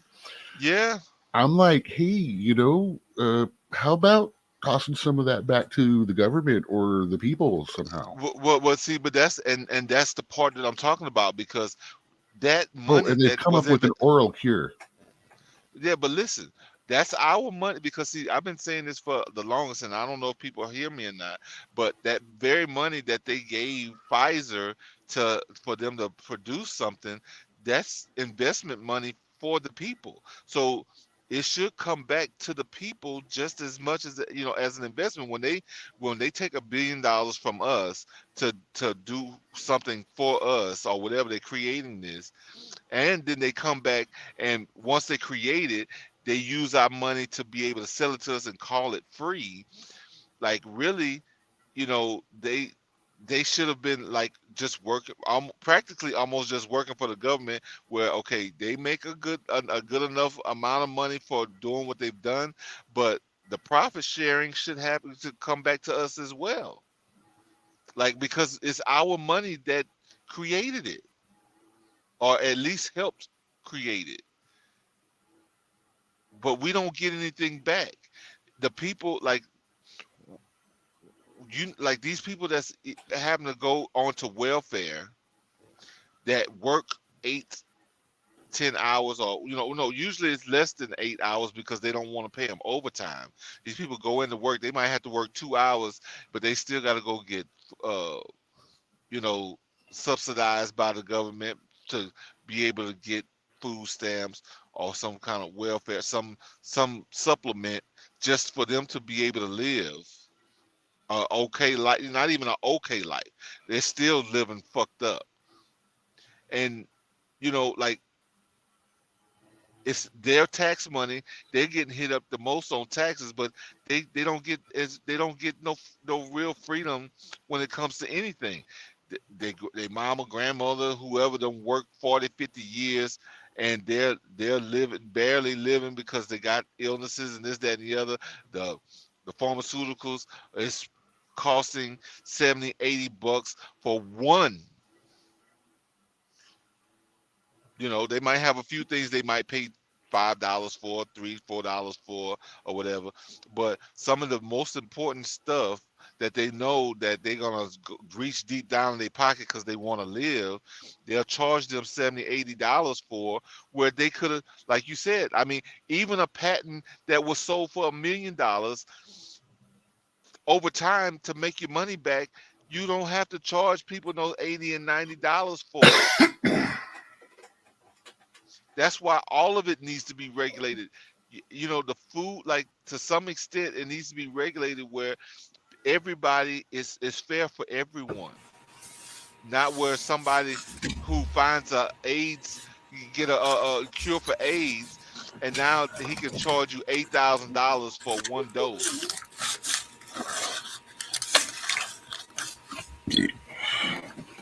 So yeah, that shit crazy.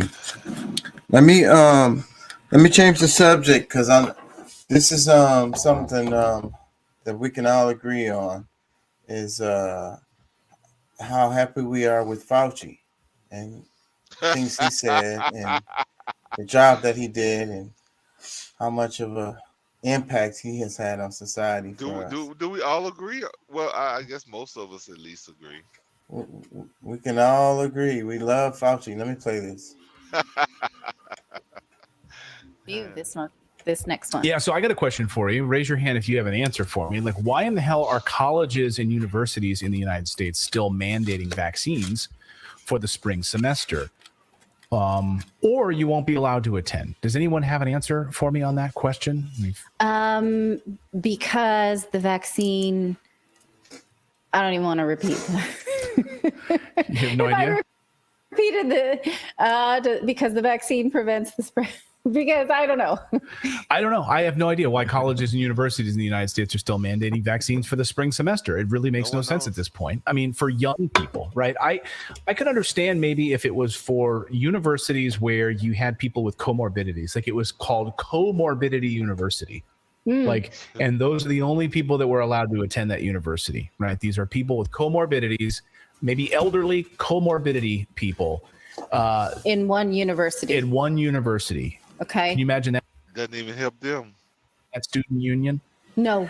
Comorbidity University, where you, I could understand it then, but even then, like forcing people to do something with their bodies, I still can't stand behind. So, I want you to listen to a couple of doctors who had some thoughts about this on mandating vaccines for universities. Take a listen.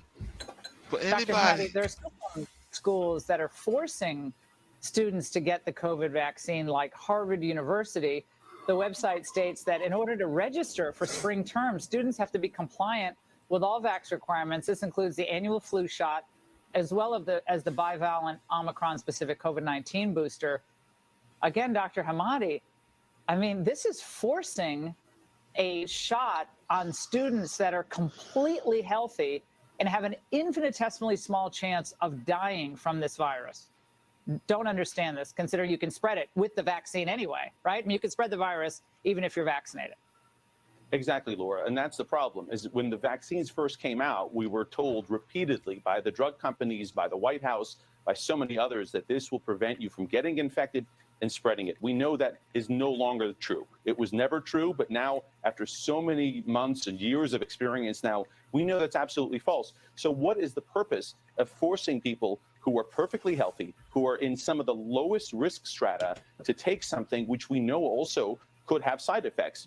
Every medical decision is a risk-benefit ratio, and when you have minimal to zero benefit, but you have some risk, no matter how much that is, that risk-benefit ratio may not work out. And so it's frankly, I think, unethical because it's coercive and you're forcing people to take something that puts them at risk with minimal benefit, not only to themselves, but even to the people around them, given what we now know about the vaccines. On top of that, we have, as Dr. McCary was just pointing out, very little data, especially regarding this bivalent Omicron booster shot. We have antibody production data. We don't have data on anything related to mortality, long COVID, serious infections or hospitalizations. And for children, we have actually zero data. They're just referencing the adult data. With that, so zero data. What do y'all got comments? Yeah, I mean, he's laying it on right now. Zero data for children. Where are you looking? He's not. Oh, there's zero data because he didn't look. Because there's plenty of data where kids are heavily affected by the shot. I'll leave it at that. And I'll add that it's not positive. Yeah. I mean, you know me, I can go off on it, but I want you to have your show. I know. Let me play some more. All I say is just look at the CDC website. But you remember the entire page. the head of Yeah. What's CDC that? web. He said the CDC The website is a website page. has an entire page on side effects.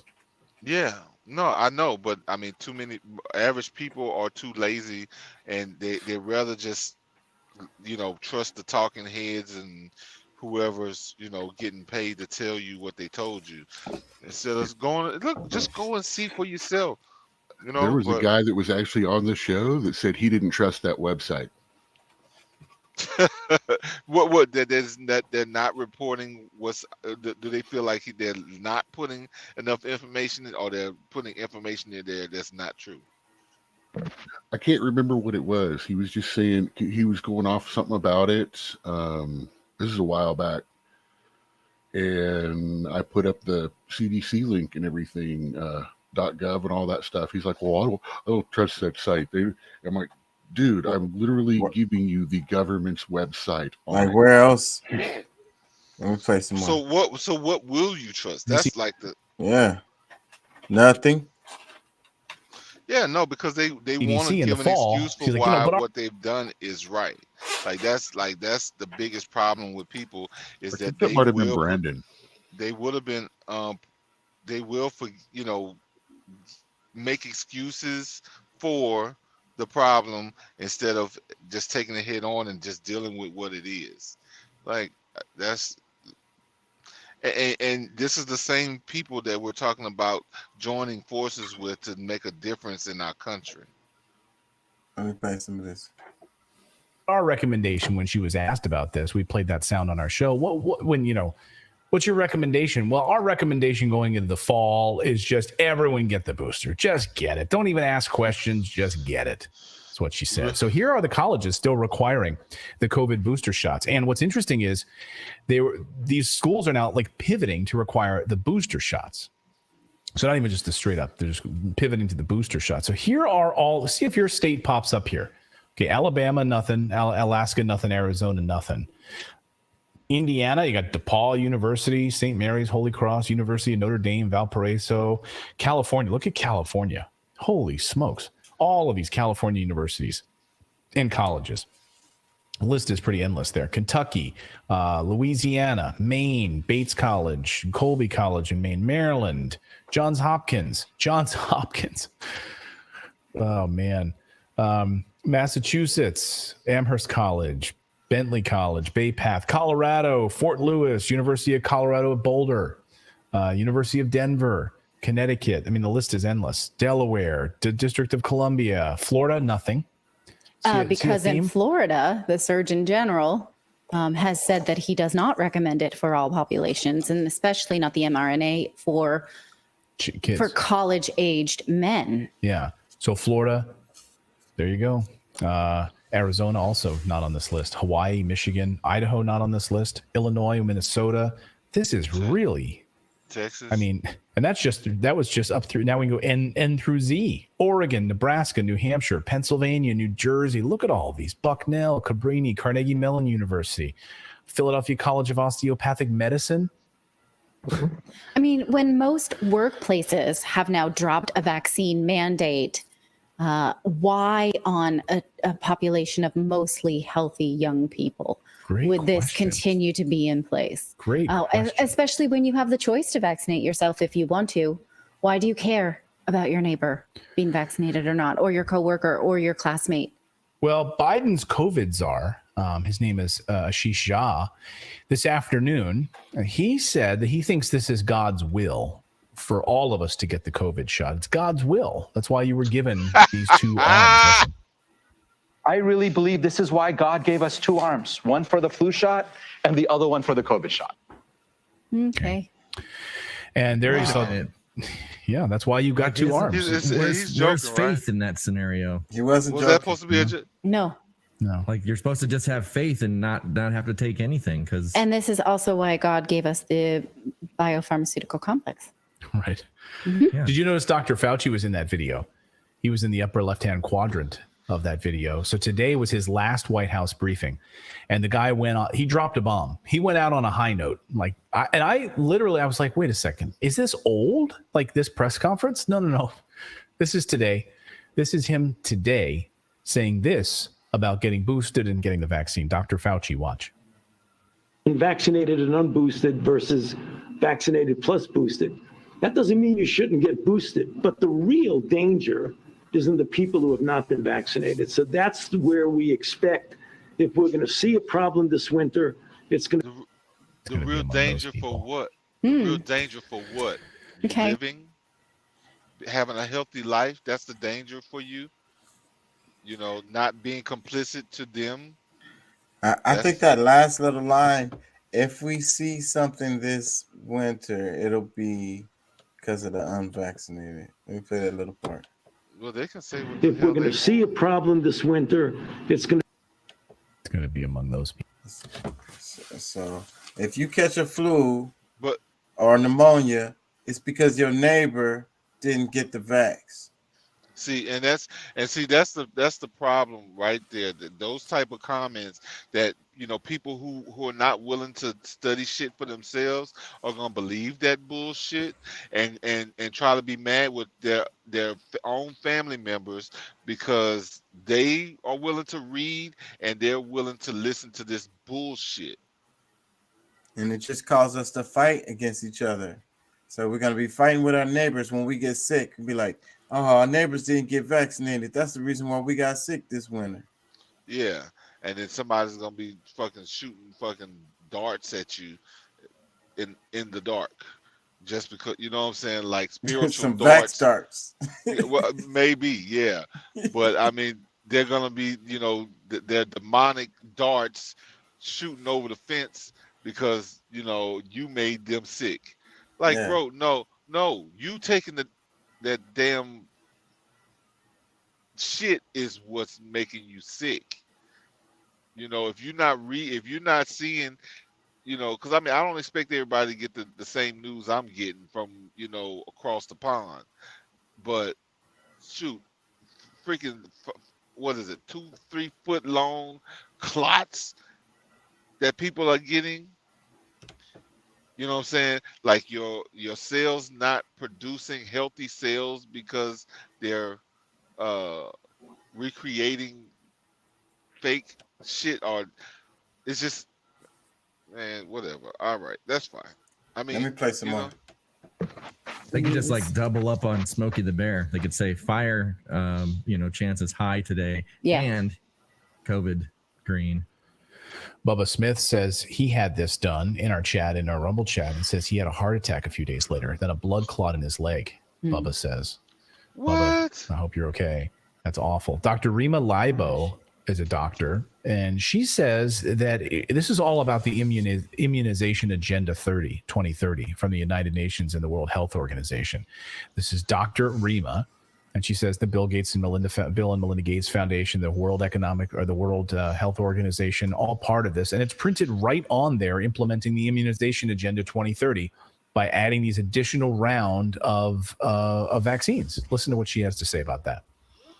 immunization agenda Thank God for these 2030 people. I don't know who else impact goal indicators and targets lays out that by 2030 there will be 500 new vaccines introduced. And under the immunization agenda 2030, which is part of One Health, no man, woman, or child will have an exemption. Well, of course, the elite will have an exemption because they wouldn't do this to their bodies. But you and I, those of us who survive to that point, will be forcibly jabbed. No one left behind is how they put it, which really means no one left alone. So that's the implementation, implementing the immunization agenda 2030. You can read all about it right on the World Health Organization's website.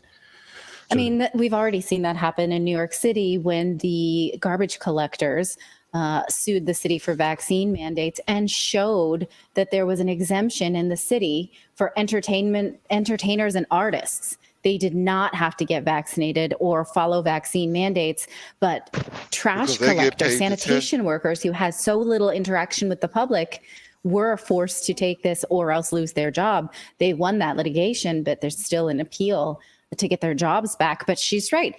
The elite will not be subjected to this. It's just sort of the normal idiots like us. Brad will. The reason why that the actors and entertainers or whatever get a pass is so that they can be here to continue telling you to take them, but you know they don't have to take them because like they need to be protected so that they can keep selling you the idea that you need it. If they get sick because they're on TV now, they gotta start answering questions. Let me read the caption. It says, Dr. Fauci gave his final COVID press conference and said the unthinkable. Also, why are colleges and universities in the U.S. still mandating vaccines for the spring semester? Some students who refuse the booster will not be able to return for the spring semester. Isn't it time COVID vaccine mandates got a non-political revamp? No. And let me read some comments. It says, because the sheep comply, mandates are not law. Another comment, it says, thank you all for your efforts and bravery in exposing these criminals and saving lives. Another comment, you would show how well educated you are by refusing this mandate. Another comment. Oh God, some people like that just drive me nuts. You know, but look, if you want to go take it, look, by all means. But trying to tell somebody else what's best for them is where I have a problem. Let me read another comment. It says, we need a nationwide petition now. No Dominion voting machines, paper ballots only, ID recorded. What does that got to do with this? Let me read another comment. It says, offering incentives to take these things as inflation and job loss increases is so wrong. They know who will be most vulnerable to this. Another comment. It says, all those that are mandating it at this point should be charged for attempted murder. It is known at this point that potential side effects. No. And then y'all want to be mad at damn Elon because he's allowing people to actually tell you. Because I mean, shit, like right now, I mean, if this was even just 6 months ago, definitely a year ago, man, like these people wouldn't be talking the way they talking. But it's so much proof. So many people have been injured or killed from, you know, this thing. Maybe not immediately because it usually takes a little bit of time because those spike proteins got to start, you know, getting into your body and releasing those nanoparticles, the messenger RNA into your cells. So it takes a little while, but shoot, for some people, as little as 2 to 3 days, like they're screwed. They don't, you know, but that's their intention is to, you know, Dead man walking. But Yeah. I digress. Breaking. I think I want to go to them again. Just before we go, I'm getting tired. I want to hear Doc, but let me play some of this right here. Twitter files, journalist Matt Taibbi releasing this report over the past 24 hours. And I had a chance to speak with Elon Musk earlier tonight. I asked him a couple of questions about these Twitter files. And I asked him specifically about this backdoor government portal that was uncovered thanks to Dr. Shiva Ayyadury's lawsuit about 2 years ago. You'll recall he was running for Senate out of the state of Massachusetts. And as a result of that lawsuit, we learned that there was a government backdoor portal into Facebook, in addition to which there was a Twitter partnership program where the government, with a government email address, you could essentially reach out to executives at Twitter and have them remove, ban different accounts, take things down, and just with a government ID. And it's very accessible. You can write about it right now, still on Twitter's blog, even was updated last year at the end of the year on December 17th of 2021 about this Twitter partnership program. So a few moments ago, I had a chance to talk with Elon about this Twitter partnership program. What does he intend to do about it? Is he aware of it? And I think his answer was actually really surprising. So here is my brief conversation with Elon Musk just a short time ago. Hey, thanks, Elon. One of the stories we've been covering on our show over the past couple of months is Dr. Shiva's lawsuit. He was banned from Twitter running for the Senate from Massachusetts. And one of the things in his lawsuit that was uncovered was the back-end government portal to both Facebook and Twitter, the trusted Twitter partnership. And I know on Twitter's blog that trusted Twitter partnership between Twitter and someone with a government email address can reach out to Twitter and basically have accounts banned, taken down. Is that portal, is that trusted partnership still available to the government? And given what you've released in the Twitter files, does it make sense for that to still be there? I got to dig into this trusted partnership thing. Obviously that has like some Big Brother vibes.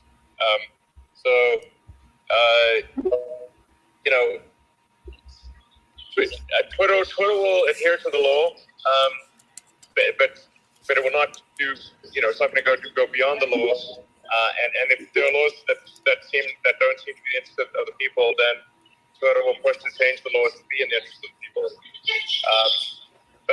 I'll dig into this trusted partnership thing, find out what's going on. Yeah. This, of course, is pretty shocking. This is what Dr. Ayyadury's lawsuit was all about, was that this... So that's kind of complex, but related to... I wanted to talk about it related to Elon Musk and what he's doing with Twitter. Hold on. He said he released some stuff. Did y'all see that? I can't even think of how to spell his name now.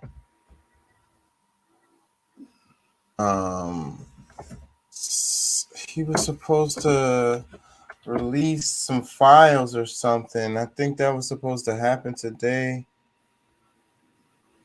Oh, interfered in the elections? Is that what it was? Hold on. Because they're talking about it's Fox News is the only ones that's popping up. Hold on, let me see.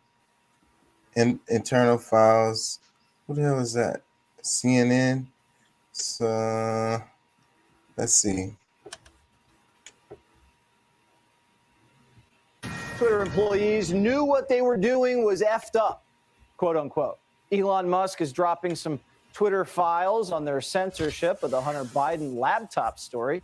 Fox Business correspondent Kelly O'Grady is here with the latest. Kelly. Hi, good to see you, Jesse. Yeah, Elon just held everyone's Friday night hostage with these bombshells. So I kind of want to walk you through what's going on here. So journalist Matt Taibbi is painting a very long run-up. I think we're at 34 or 35 tweets. It might have changed while we're on the air of how Twitter suppressed the Hunter Biden laptop story. So here's what we know thus far. First, Twitter suppressed the story by removing links, posting warnings that it may be unsafe, and even blocked transmission of it via direct message. We learned from these tweets that that's actually a tool that was reserved for child pornography. Now, this all escalated when Kayleigh McEnany had her account locked for sharing it.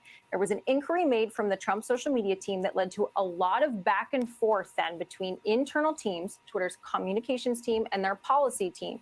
I want to bring up this tweet. It was numbered 21 in Taibbi's saga here because it shows evidence of why Twitter censored the story. So it says, per checking, the user was bounced by site integrity for violating our hacked materials policy, adding them here for further insights and guidance. Now, it gets confusing because Taibbi is saying that sources share that the government had not confirmed that hack through sources. Over the next few tweets, we're learning that Jack Dorsey was not involved and that this decision really came down to Vijaya Gadde. She's the head of legal, now fired from the company by Musk, and others in the company that were also focused on policy. There's a number of screenshots that have been shared, many showing that former head of safety Yoel Roth felt that they had moved too quickly on this and that they hadn't found enough evidence that they should have taken motion on this because they didn't really know that it was hacked. I want to bring up are y'all getting this kind of messy, but it's saying that Twitter suppressed the stuff about Biden's laptop, you know. And they got paperwork to prove that happened. Well, here's going to be the funny thing. Since it was going on during 45's administration, that means, you know, they're just saying you just needed a government ID. So what I'm wondering is which government ID is tied to that? Maybe it's not a specific person. It would just be a clearance. Well, no, that's what they were saying was anyone with a government ID could access that email, that had access to that email address, could tell them to take stuff down. Yeah. So the question is, are we going to find out whose ID was used or who the person was that actually sent that email, who knew the address and did it?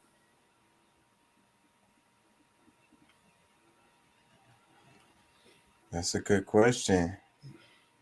Because I mean, I'd like to know who in the government said, "Hey, bury that."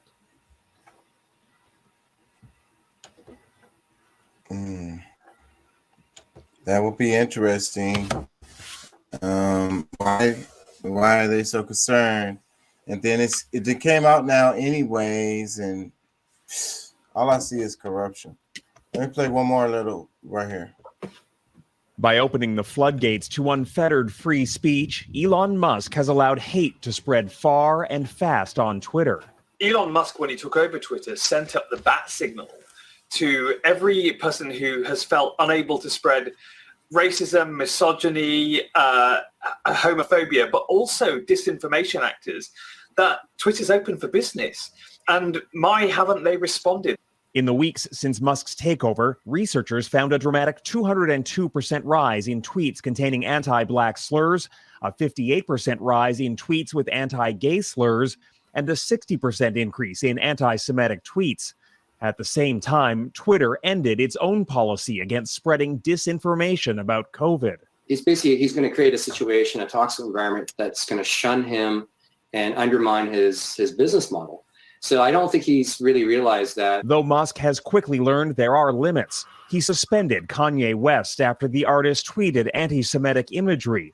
At the same time, Twitter has welcomed back formerly banned users, including neo-Nazis and far-right conspiracy theorists. Musk tweeted, "You know Twitter is being fair when extremists on far right and far left are simultaneously upset." The old regime in Twitter, their response was to try to just suffocate the dissent. And Elon Musk knows that's not a winning formula. Half the site's advertisers, like tech giant Apple, have now fled, and governments are taking note. The EU has warned Twitter could be banned if it doesn't comply with content moderation laws. A platform that is, like it or not, essential to democratic debate is run by a man who cannot distinguish the public interest from his interest. What's so particularly concerning is that the documented increase in hateful tweets coincides with real-world threats to the same minority groups. The U.S. Department of Homeland Security has warned that domestic and foreign terrorists continue to use their online presence to motivate supporters. Jackson Prosco, Global News, Washington. Yep. So I think that's what makes it dangerous. But I also think that they're kind of flipping this because it's on the liberal side. I think it's needed. I think it's needed. I think what Elon is doing, and call me crazy, but I think what he's doing with Twitter while allowing these people to speak, it gives it an open platform. It allows people to see exactly what you're dealing with in society when this shit has been hidden for so long. You know, the lies, the deceit, you know, and people in society living amongst these people that are fake, that are in the closet, and by him taking it over and allowing this free speech, dude, you just never know. It could be the closest person to you at work, somebody that you share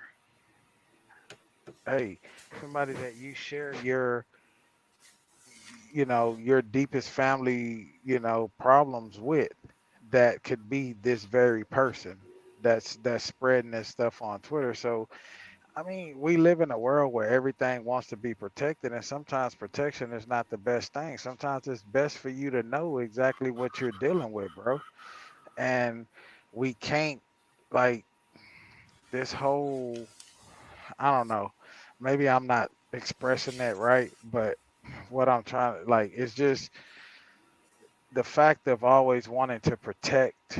It's like your child, you want to protect them from so much in this world where you cripple them from knowing what is before them, being able to see exactly what they're dealing with. And I like what he's doing. You know, I want to know if you don't like me, but we have to work together and we protect one another, because I deal with that in the realm of the industry that I'm in. As a driver, I not only drive, I work in a refinery. I deal with people. I deal with people from the eastmost part of Texas, you know, that are from these towns that are known to be very prideful in KKK and black hate. I work amongst these guys. So I want to know that. Like, I'd rather know that you don't like me than, you know, for you to hide in the closet and sugarcoat this shit because you're trying to protect your job. Let me read some comments. This first one, it says, I would be really interested to see how they gathered the data for this. What do they consider hate speech? I get the feeling global and the data firms that work with have a lower bar than the average bear for hate speech. I bet you that's true. Another comment, it says, non-political censored conversation equals not censored hate speech. How dare Eon try to get rid of a political censorship? Another comment, it says, free speech is not hate speech. Another comment, American citizens enjoy a right of free speech, and that includes so-called hate speech, which is protected under free speech. As long as you're not calling for people to incite violence, it is protected. I wish the government would understand that the power lies with the people, and at any time we can exercise our right to remove a corrupt government that is no longer accurately representing the will and voice of the people. Man, I like that comment, but I think it's a little bit more simpler than that. Somebody, and Pat, I say this respectfully, but somebody like Pat that represents a different government than us, his values and views could be deemed in this society as racist and hateful. And then you take his voice away from him, and his only platform is Twitter to try to get his point across. Like, come on, bro. We're trying to silence so much in this society. We're done, and what people don't realize is that they're dumbing you down. They're making you stupid. They're teaching you how not to deal with society and life situations. And that's where you create you create these fucking monsters that go in these schools that don't know how to handle the truth, and they're tired of the lies, they're tired of the bullshit, or they're fed hate or whatever it is, and they go in these schools or these grocery stores and they kill people. Just let them express how the fuck they feel. Just because he says he doesn't hate he hates a certain group of people doesn't necessarily mean he hates your black ass. He just hate the motherfuckers that he in the community that he live in, which could be a bad thing. But I'm just saying. Does that make sense? Does that even? I really agree with you, Deuce. Like I really do. I mean, everybody's too soft. But at the end of the day, you know, it's an international platform, and other governments around the world can be like, you know, we're not gonna have Twitter because you know they don't have it regulated enough. So that goes the That's global. fine, but their people are gonna find a way. They have always found a way. How do you think the UK have rappers? They have found a way. Like the UK were against rappers and the whole rap hip hop scene forever, bro. And now they breed some of the best rappers there is.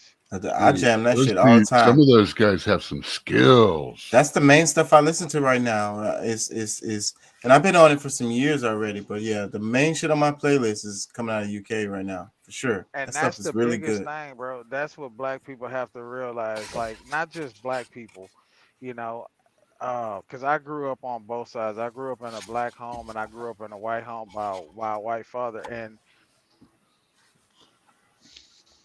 their voice is not loud enough. It's more ignorance than there is the positivity. There's so many people on the other side, on the white side, because they try to play us black and white, that are in agreement with us, that hate what's going on. Yeah. You know what I'm saying? And it's so many people, like, they're, because of their family beliefs, bro, they're oppressed. They can't speak. You know what I'm saying? They don't have a voice. It's stripped away from them at an early age. And it's like, this platform, people need to realize what this guy is doing. He's giving people a platform to vent, and maybe that will stop some of the fucking violence that's happening. You Let me know, read. this could be, No, they're inciting violence. It really depends. Like, cause see, they have certain people that's fighting against it, but at the same time, there's others that's doing things to induce, or you know, a reason to, like I don't know, like it's backwards. Like we got people that's going against each other who's dealing with the same issues.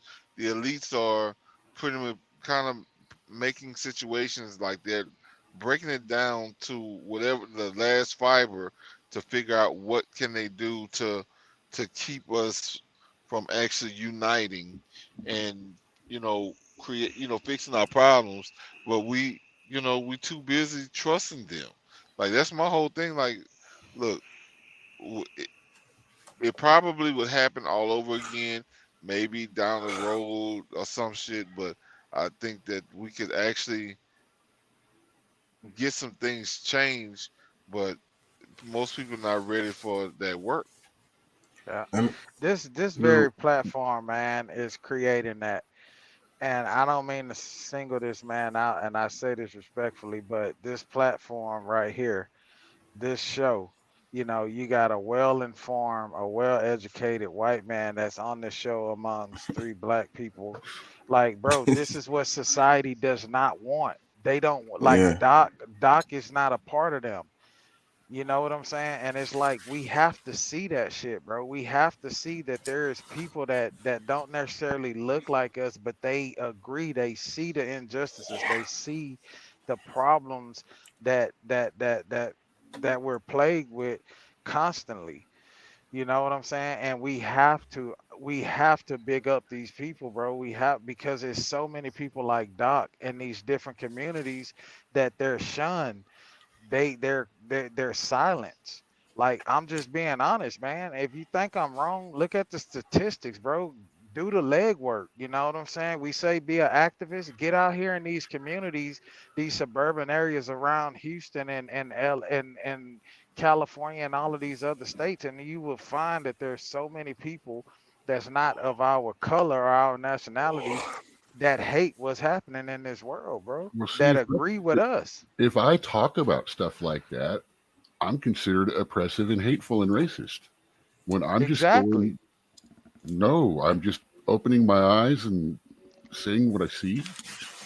Sometimes I don't always agree with how far it's taken. Sometimes I think some people are being a little sensitive, but a lot of times people are not being sensitive. It's just like, dude, sometimes you just get sick of it. And maybe it's that one thing that finally broke it, but it's not that one thing that's the problem. It's just that one thing that finally pissed you off enough to say something or do something, or the one little thing that made you mad. But you know what? Here's what Elon did.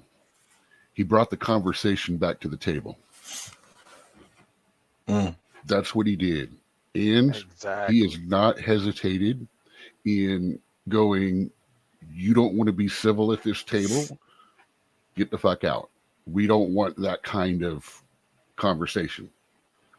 And, that's part of it too. I mean, there's a lot of these guys, they're saying, oh, he's let hundreds of people back in. He's also bounced a good chunk of them right back out, because the first thing they did was start doing the, hate this, kill this, they need to be beat up. No, that's not what, that's hate speech. You say, I hate this group, hate them all you want. When you say, kill them, take them out, they'd be better, the world would be better off without them, that's hate speech. And people don't understand that. It's the hate speech is directly implied threat.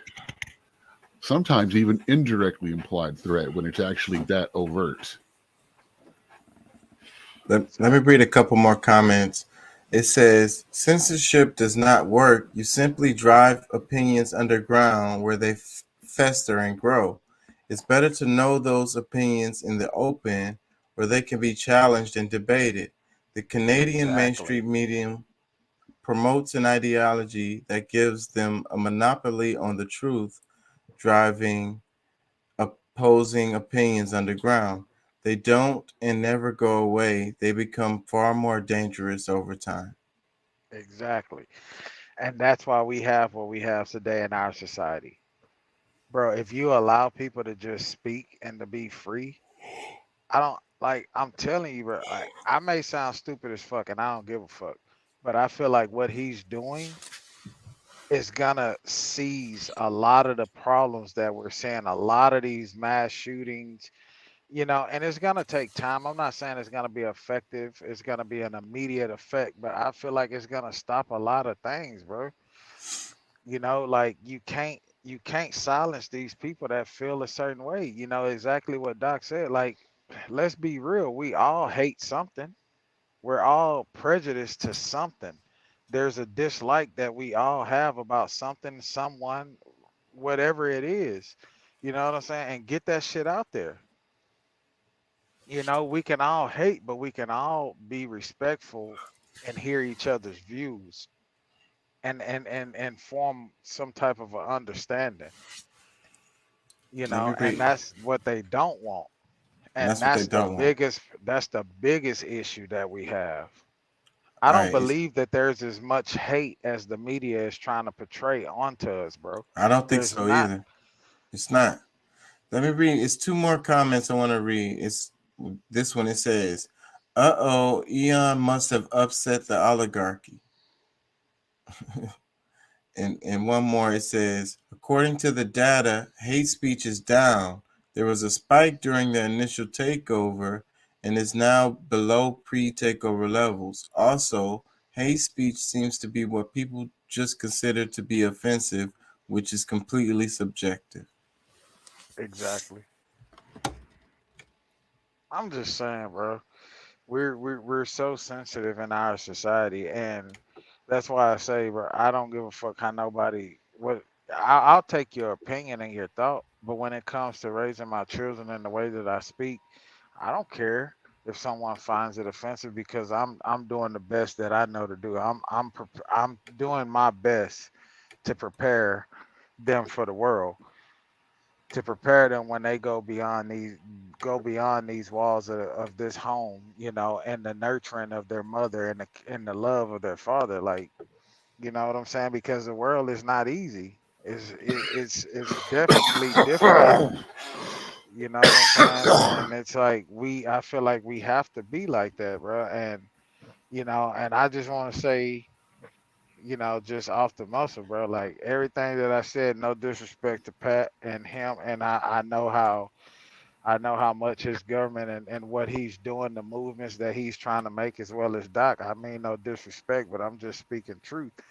You know, a lot of people would view their ideology or their comments or their views as hate and wrong, and it's not. You know what I'm saying? What's wrong? What's right? We all fall victim to our fucking beliefs. We're all slave to our beliefs. You know what I'm saying? But what about the facts? Nobody pays attention to the facts. This society looks way beyond the facts and condemn everybody who tries to even fucking speak a fact. You know, but they'll listen to a lie all day long.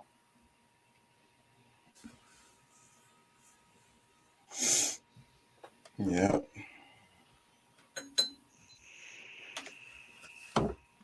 I'm running out of steam. I ain't gonna lie. Man, I ain't gonna lie, bro.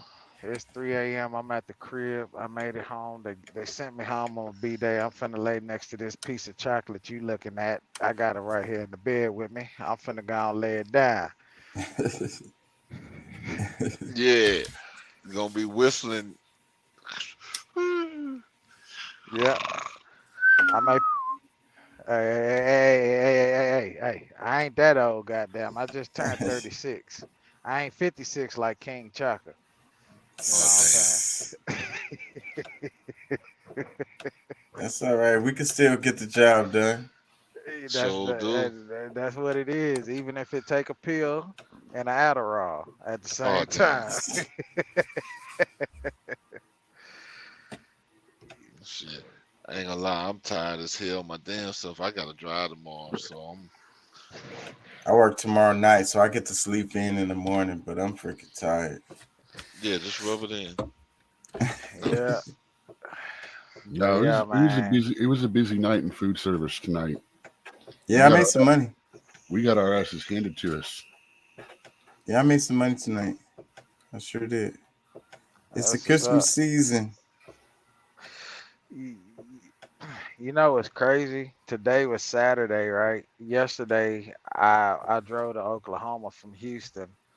There was so much traffic going north, bro. From Houston, like literally, it seemed like the same cars that followed me out of Houston followed me all the way up to Oklahoma. A lot of them got off in Thackerville, Oklahoma, where the casinos were. Quite a bit of them followed me up to Tulsa. But I have to admit, the ride back was extremely pleasant. There was very little traffic. Of course, Dallas is a melting pot, so there's always a ton of traffic on 35 until you hit 40. Once you hit 45, it's extremely quiet. Going back south on a Saturday, Sunday, it's hell. It's bumper to Wait a bumper minute. traffic. You hit 35E? Yeah, coming back. I take 35E coming back down. What I do Coming is I down. run. Okay, Yeah, coming okay. out of Oklahoma, I take 35E coming back down. I hop on Loop 12 to 408, which is a hazmat loop. Yeah. I take that over 635 because it's a straight shot straight up the middle, whereas 635 takes you around the city where you could run into that 75 traffic and all of that traffic up around Carrollton and all of that. So I come straight up through the middle. I run 35 to 12 loop and come up straight through the middle through like what's that called? Grand Prairie, Dallas area. Yeah. Yeah, I run straight up through there. I wanted to ask you, Deuce, because this story popped up and you was talking about a wreck where the car was turned over. This was it says a 20-year-old man from Houston, Texas was killed after a rollover crash on Interstate 84 in Boise, Idaho. Boise, Idaho. Boise. On Saturday morning. Yeah. That wasn't where you wasn't driving No, through there. no. Boise, Idaho is West Coast. That's in one of your 11 Yeah, western states. That's yeah, up. That's way up above us. But way it up there. has, yeah, it's been snowing, man. And considering the fact, I don't want to say this guy's never driven in it, but considering the fact I-84, they've had some pretty good winter storms to hit. I got, I'm in the loop. I got several truck driving buddies that I talk to. You know, we message each other in a group text and let each other know where the weather's hitting at. And Idaho, Oregon, Washington, they got hit pretty good. Wyoming, they got hit pretty good with a good snowstorm. And it actually started with rain on Thursday and subsequently turned into snow. So yeah, Let me if he read the was news.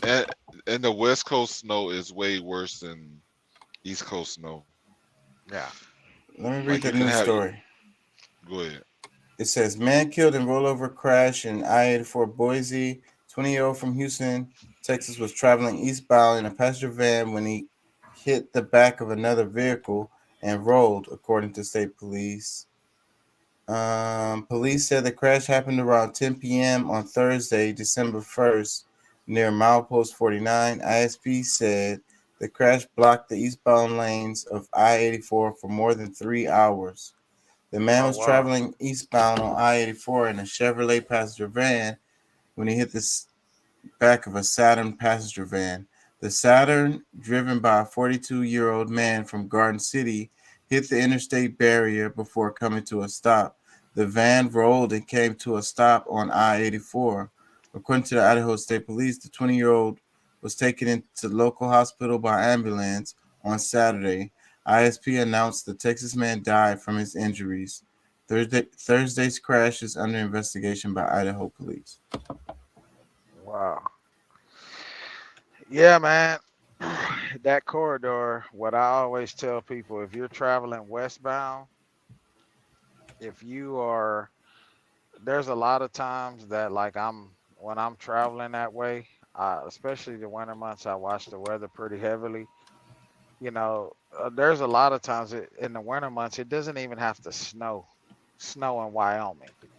But the thing about it is, Wyoming is an open range, literally. If you look at the state of Wyoming, if you watch look at a Google Earth video of it, it's an open range. So there's snow in the fields. What happens is that wind picks up to 80 miles an hour plus, and it's blowing all that snow on the road. The roads are cold already, and there may be a little slush or or moisture on the road. What happens when it hits that concrete? It freezes. So there's a lot of times that I'm traveling that way that I It's may that not ever black ice. I may not ever touch I-80.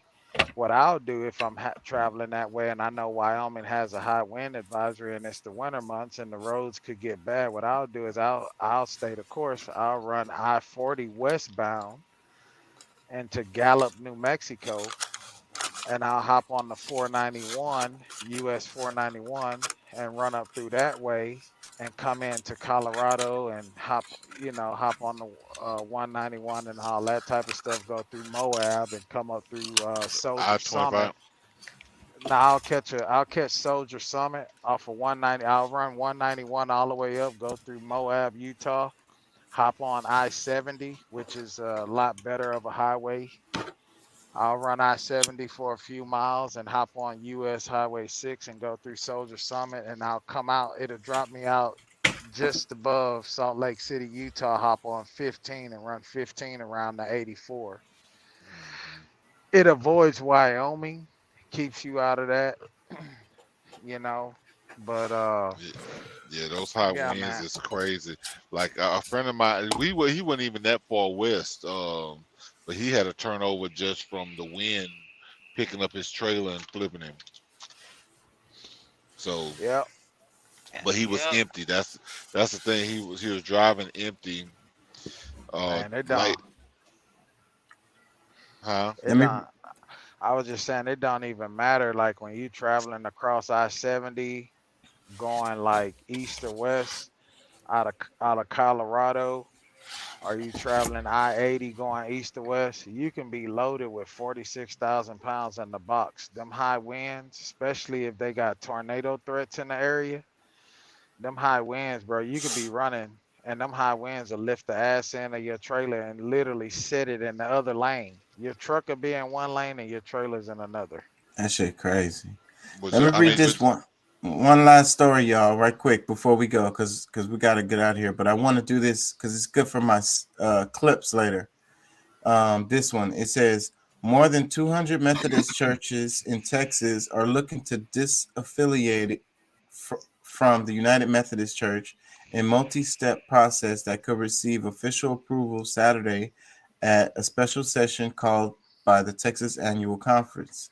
That session is set to take place starting at 9 a.m. at Houston's First Methodist Houston West.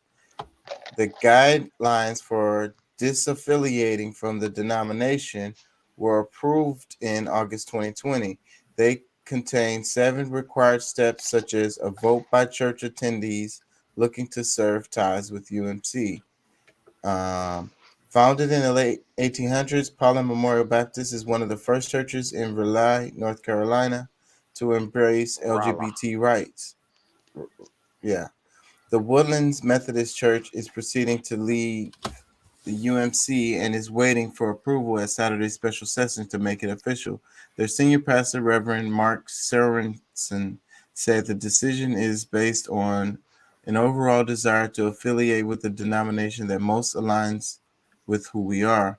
The Woodlands Methodist Church website has an entire section dedicated to the process, including what steps they could take once their affiliation with the United Methodist Church is officially terminated. So basically, this is about the LGBTQ. So you have some parts inside of the church that are okay with it and parts that are not. So the church is splitting up here. Mm-hmm. Yeah, that's going to continue to happen. I don't think people can really blame them, bro, because the church is not really concerned with your rights. You know, that's up to your rights as a human being or American citizen is left up to Washington, Congress, and the church, which it looks bad up on the church because they're still humans, you know. And if you go along with the Bible text, you know, love thy neighbor, you know, love love thy yeah. enemy, love thy, you know, love everybody. Yeah, So exactly. It's not about gay people. It's about the churches have started to approve same-sex marriages and openly gay ministers and pastors. And that's what they're saying, you know, yeah, they're not saying, oh, you know, gay people bad, all this is bad. They're saying, yeah, they are. That should not be that is not part of what we want in the leadership of our faith. We don't believe in same-sex marriage. We don't believe in. Hey Doc, can I ask you a question, Doc? Yeah. What's the difference between same-sex marriages or a pastor who's preaching and leading the people and he's having these different affairs outside of a marriage, which the Bible speaks against? He's sleeping with it. You can come up with any, you can, yeah. And when they tell you, you know, give your money to the Lord and give you their address, is that theft or, you know? Yeah, I don't believe in it. I don't believe I in think it because If the a preacher doesn't believe in what he's talking about, is that not, you know, I feel like is we can. not, I feel is like we not can saying, learn from. you know, God give me this, or God says that, you know, when he stands up there and says God said this, is that not taking God's name in vain? Yes, Well, it is. for one, I believe that if you're gonna preach God's word, you shouldn't add to make the congregation comprehend, or you shouldn't take away from. You do. If you say that you're a Bible, if you say that you're a church that preaches directly from the Bible and this is what you stand for, then that's what you preach against, because your tithes is not necessarily monetarily. Your tithes can be you giving of your time as a human being, donating your time to the cause of helping whether it's feeding the Okay, homeless, whether it's again, all of this would be other things and stuff like That's that. why I don't go to church, bro. This, That's why I this say is about fuck the church. them having openly gay church leaders and about same-sex We can learn from marriages anybody. being Don't God approved by the uses anybody? God being uses approved by the the homeless church. man. But don't God So use the homeless man off the street Well, to Doc preach his Doc word? doesn't necessarily believe in what they're doing. I He's just know, saying Yeah. but I'm because asking. He's making the argument. no, He's I'm playing. I'm No, I'm realistically trying to address their concerns, and I understand. As a minister, I have performed same-sex marriages, and I will again. But one rule that I adhere to is I will not marry you on the holy ground of a church or a site that has been just sanctified by a religion that does not approve. yeah, but I mean, there's been a lot of hypocrisy that's, in the church for many years, and this is a reason for them to, it's okay in our in this day and time to separate ourselves from each other and have another reason to point the finger at the other, and it's like all these other things because, for who knows how many millennia, definitely within centuries, but man, I mean, there's been gay people like I said, bro. Some of these pastors is down low. Here's my thing. If that's what they want to do, and they're not calling out to harm people, and they just want to separate themselves a little bit, or not have their leaders be that way, I get it. As long as they don't go full Westboro. What's that? Westboro Church. They're the ones that hang out. God hates fags, and the sign, the ones that protest the soldiers, the dead soldiers. Burials and stuff like that. And this is Texas. They're talking about Texas in this because it says even conservatives, hardcore right conservatives, look at Westboro and go, "Oh, dude, no, come on." So this is in Texas. It says hundreds of churches plan to disaffiliate with the United Methodist Church. So that's kind of huge because it's in Texas, and Texas is known for having these weird ass churches and weird ass cult Methodist groups. is actually a very middle of the road kind of religion. It's kind of they like are. Baptist. It's kind of like Baptist Light. They are. Yeah. I mean, and they don't try to drown you. They just pat some water on your head. Yeah. it's Methodist churches are not too crazy. And it's funny that you said about the water part because I grew up in the church and then there was this. I came up Methodist originally, or actually it was Southern Baptist, then Methodist. So that was the big difference, the problems that Baptists had with the Methodists, and they're all like, "Oh, they don't like water," and it's like they try to drown me in my church. Say it's not dancing if you don't cross your legs. Yeah, so the Baptist is. Wait a minute, hold on. Say that again. Some of the older hardcore religions, you're not supposed to dance. Yeah. So some of the newer, looser religions were like, well, it's not dancing if you don't cross your legs, right? There's a whole lot of history with that because that goes back to the Sambo. Anyways, there's a long history related to that. But freaking the Baptists versus the Methodists, and they're like the Baptists like to take a full, they like to get baptized. They're like they didn't even get baptized properly. So the Methodists, I don't know about them. No, those Southern Baptists, man, they hold you down till the bubbles stop. That's what I'm just telling you. Like you they will try to see drown Jesus. my ass. He's like, I believe. I didn't when I went down. I did it. But I was baptized now. I just saw it. Pat, and they defense, they had to damn that drown your ass. They knew what you would have come of. They trying to get that devil about you. They were trying to get it at you, Pat. But they, I don't know if they succeeded. Or if they, I don't know. They might have awakened it. They try to drown my spirit. Like they didn't even go for the body. They were trying to drown my have my spirit bloop bloop Pat, that's because you grew up in the country on the farm. You was probably fucking all the pastors' daughters and having them promiscuous at a young age. They wanted to When get I that when I fucking got demon baptized, out you. when I got baptized, I was what 10 or 12, so I ain't had no Yeah, you was no fucking pussy at that yet. age too. Yeah, you wasn't fucking yet. You was sniffing it. I You was smell it in thinking the air. about it. Goddamn. They was telling your mama he's gonna be a fucker. We gotta That's get it funny. out of him. They baptized that nigga in the Mississippi. Yeah, the baptisms are funny to me. It's always seemed kind of weird. It's just kind of a weird thing. But hey, I'm gonna have to wrap it, y'all. It's 3:39. Peace and All right, love. I'm gonna be peace and back next love. week. Everybody, get y'all some rest. Happy Yeah, I'm finna give me holidays. some rest. Happy holidays to y'all, man. Already? Yeah, That's what they saying at work, anyways. Everybody's saying that right now. So it's Christmas Oh my, season. they playing oh Christmas my music God. already. What Hey is Pat, holy about these days? I'm just like, listen to what we just finished talking about with the churches and stuff. We talking about some holidays. You're muted, Doc. You're muted.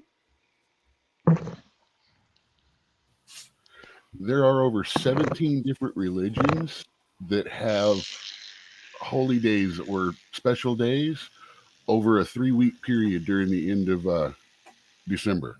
That's why I'm okay with happy holidays. Yeah. yeah, Yeah, happy it used to piss holidays. me off when it was anti-Christmas, but now I feel like it's less anti-Christmas and more. I don't give a shit what sky daddy you pray to, man. Just have a good holiday. Yeah. Enjoy time with the Yeah. family. Yeah, And get a rest too, because this is one of the few we was talking about the 7-day work we trying to get off of the railroad workers. This is the only time of the year a lot of people get some days off from work on Christmas week.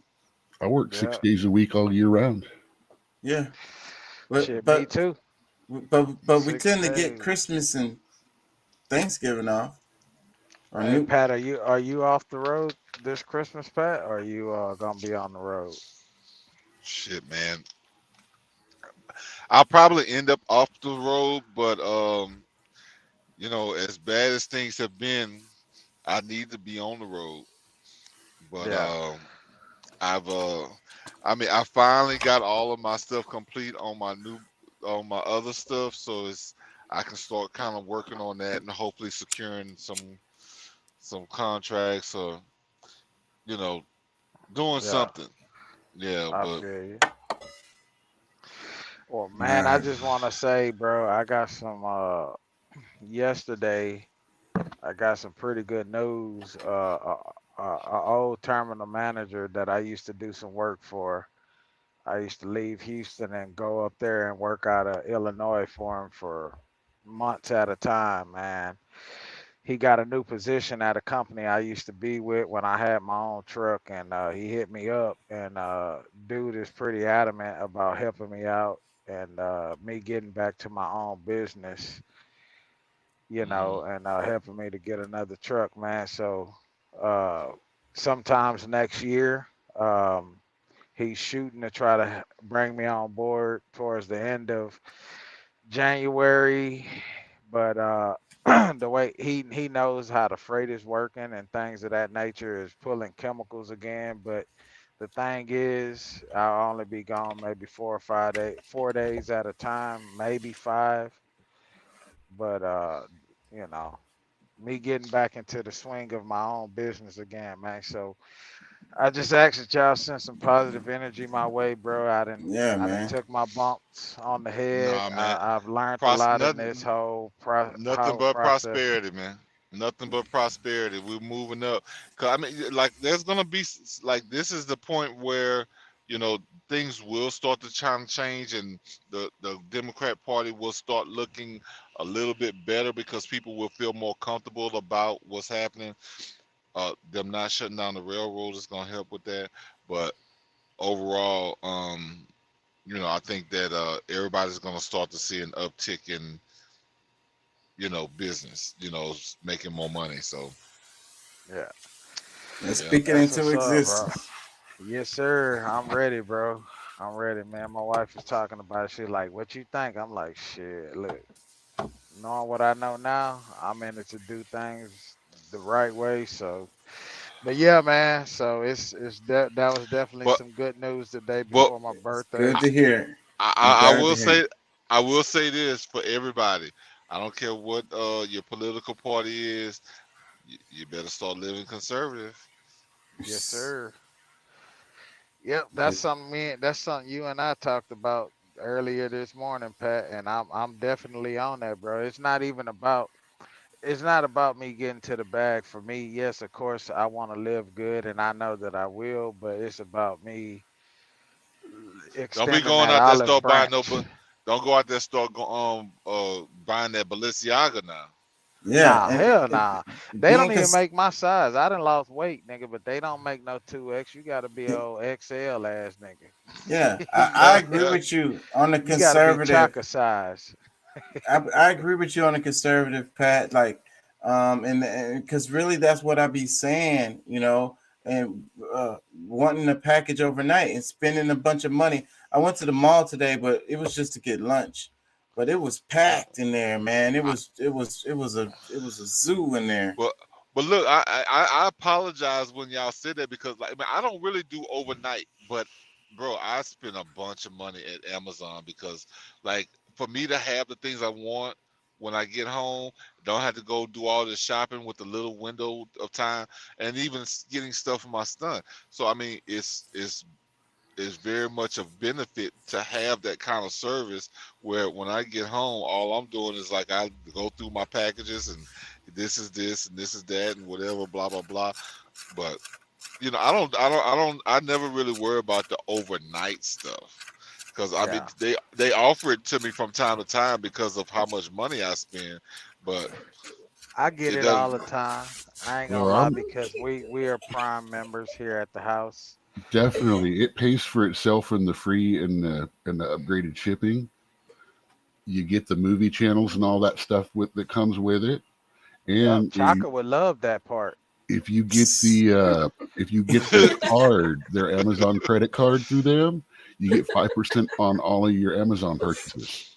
Capital Chaka, One, hey, no, I'm see, for Capital real, Chaka. One You does would that love for that. me. I don't watch TV like that. Bro, but you watch movies, nigga. Don't try to trick me into thinking you I don't do watch movies. movies. And you watch Amazon Prime. documentaries too. And I do Amazon watch Prime. documentaries. Amazon Prime has some of the best old school movies and documentaries there is out there. But anyway, back to what Pat was saying, what Chaka was saying, what Doc was saying. I'm on that conservative tip, bro. It's not even really about me, man. It's about laying a foundation. I've been a renter for a long time, and I'm trying to get to that place of ownership. I'm really on that. Me and Pat had a conversation earlier last month, and I'm really on that whole thing about purchasing, some land, bro. Like the land is being, I don't know if y'all are paying attention, but even in the most rural areas of Texas, the land is being bought up, and what they're putting in shopping centers. You know what I'm saying? So we need to get to some money and start bettering ourselves, start bettering our credit, you know what I'm saying, and start having some working Look, capital, man, to start I trying to just get out there, bro. I just want a Because farm. I want a small farm so I can be able to help, be able to take care of myself, my family, and maybe a few neighbors or whoever that's around, that might need some things. But, I that's one of my main things. I don't mind because actually I was looking at buying a multi-family home instead of buying because I was gonna spend 500,000-600,000 on buying a house, that I would be pretty much in by myself. But why not just buy a whole apartment and just live in the little space that I will live in and make money off the rest of it? You know what I'm saying? So it's exactly, different little bro. things. It's little things like that. You know what I'm saying? Chaka looking like he ready to get to a bunny ranch while y'all talking about homes and shit. Shit, I'm about to pass out, bro. I got like 4 hours of sleep last night. All right, man. Peace and love, bro. I appreciate it. I'm finna go ahead and lay myself down too, man. Hey, but that bunny ranch not a bad idea, Chaka. I saw the headline across the screen, bunny ranch. Look, he's scratching his head. He like, that's not a bad idea, bro. You just talking about being, that's frivolously spending. I'll pass. Nah, I'm not talking about us. I'm talking about, we gonna have buyers. Doc, look at Doc. He's shaking his head like, hell yeah, I'm coming. Hey, it'd be a profitable thing to buy it if that's what you mean. Yeah. Yes. That's what I'm talking about. All right, man. All right, y'all. All right, man. Peace and Peace love. and love. Peace and love.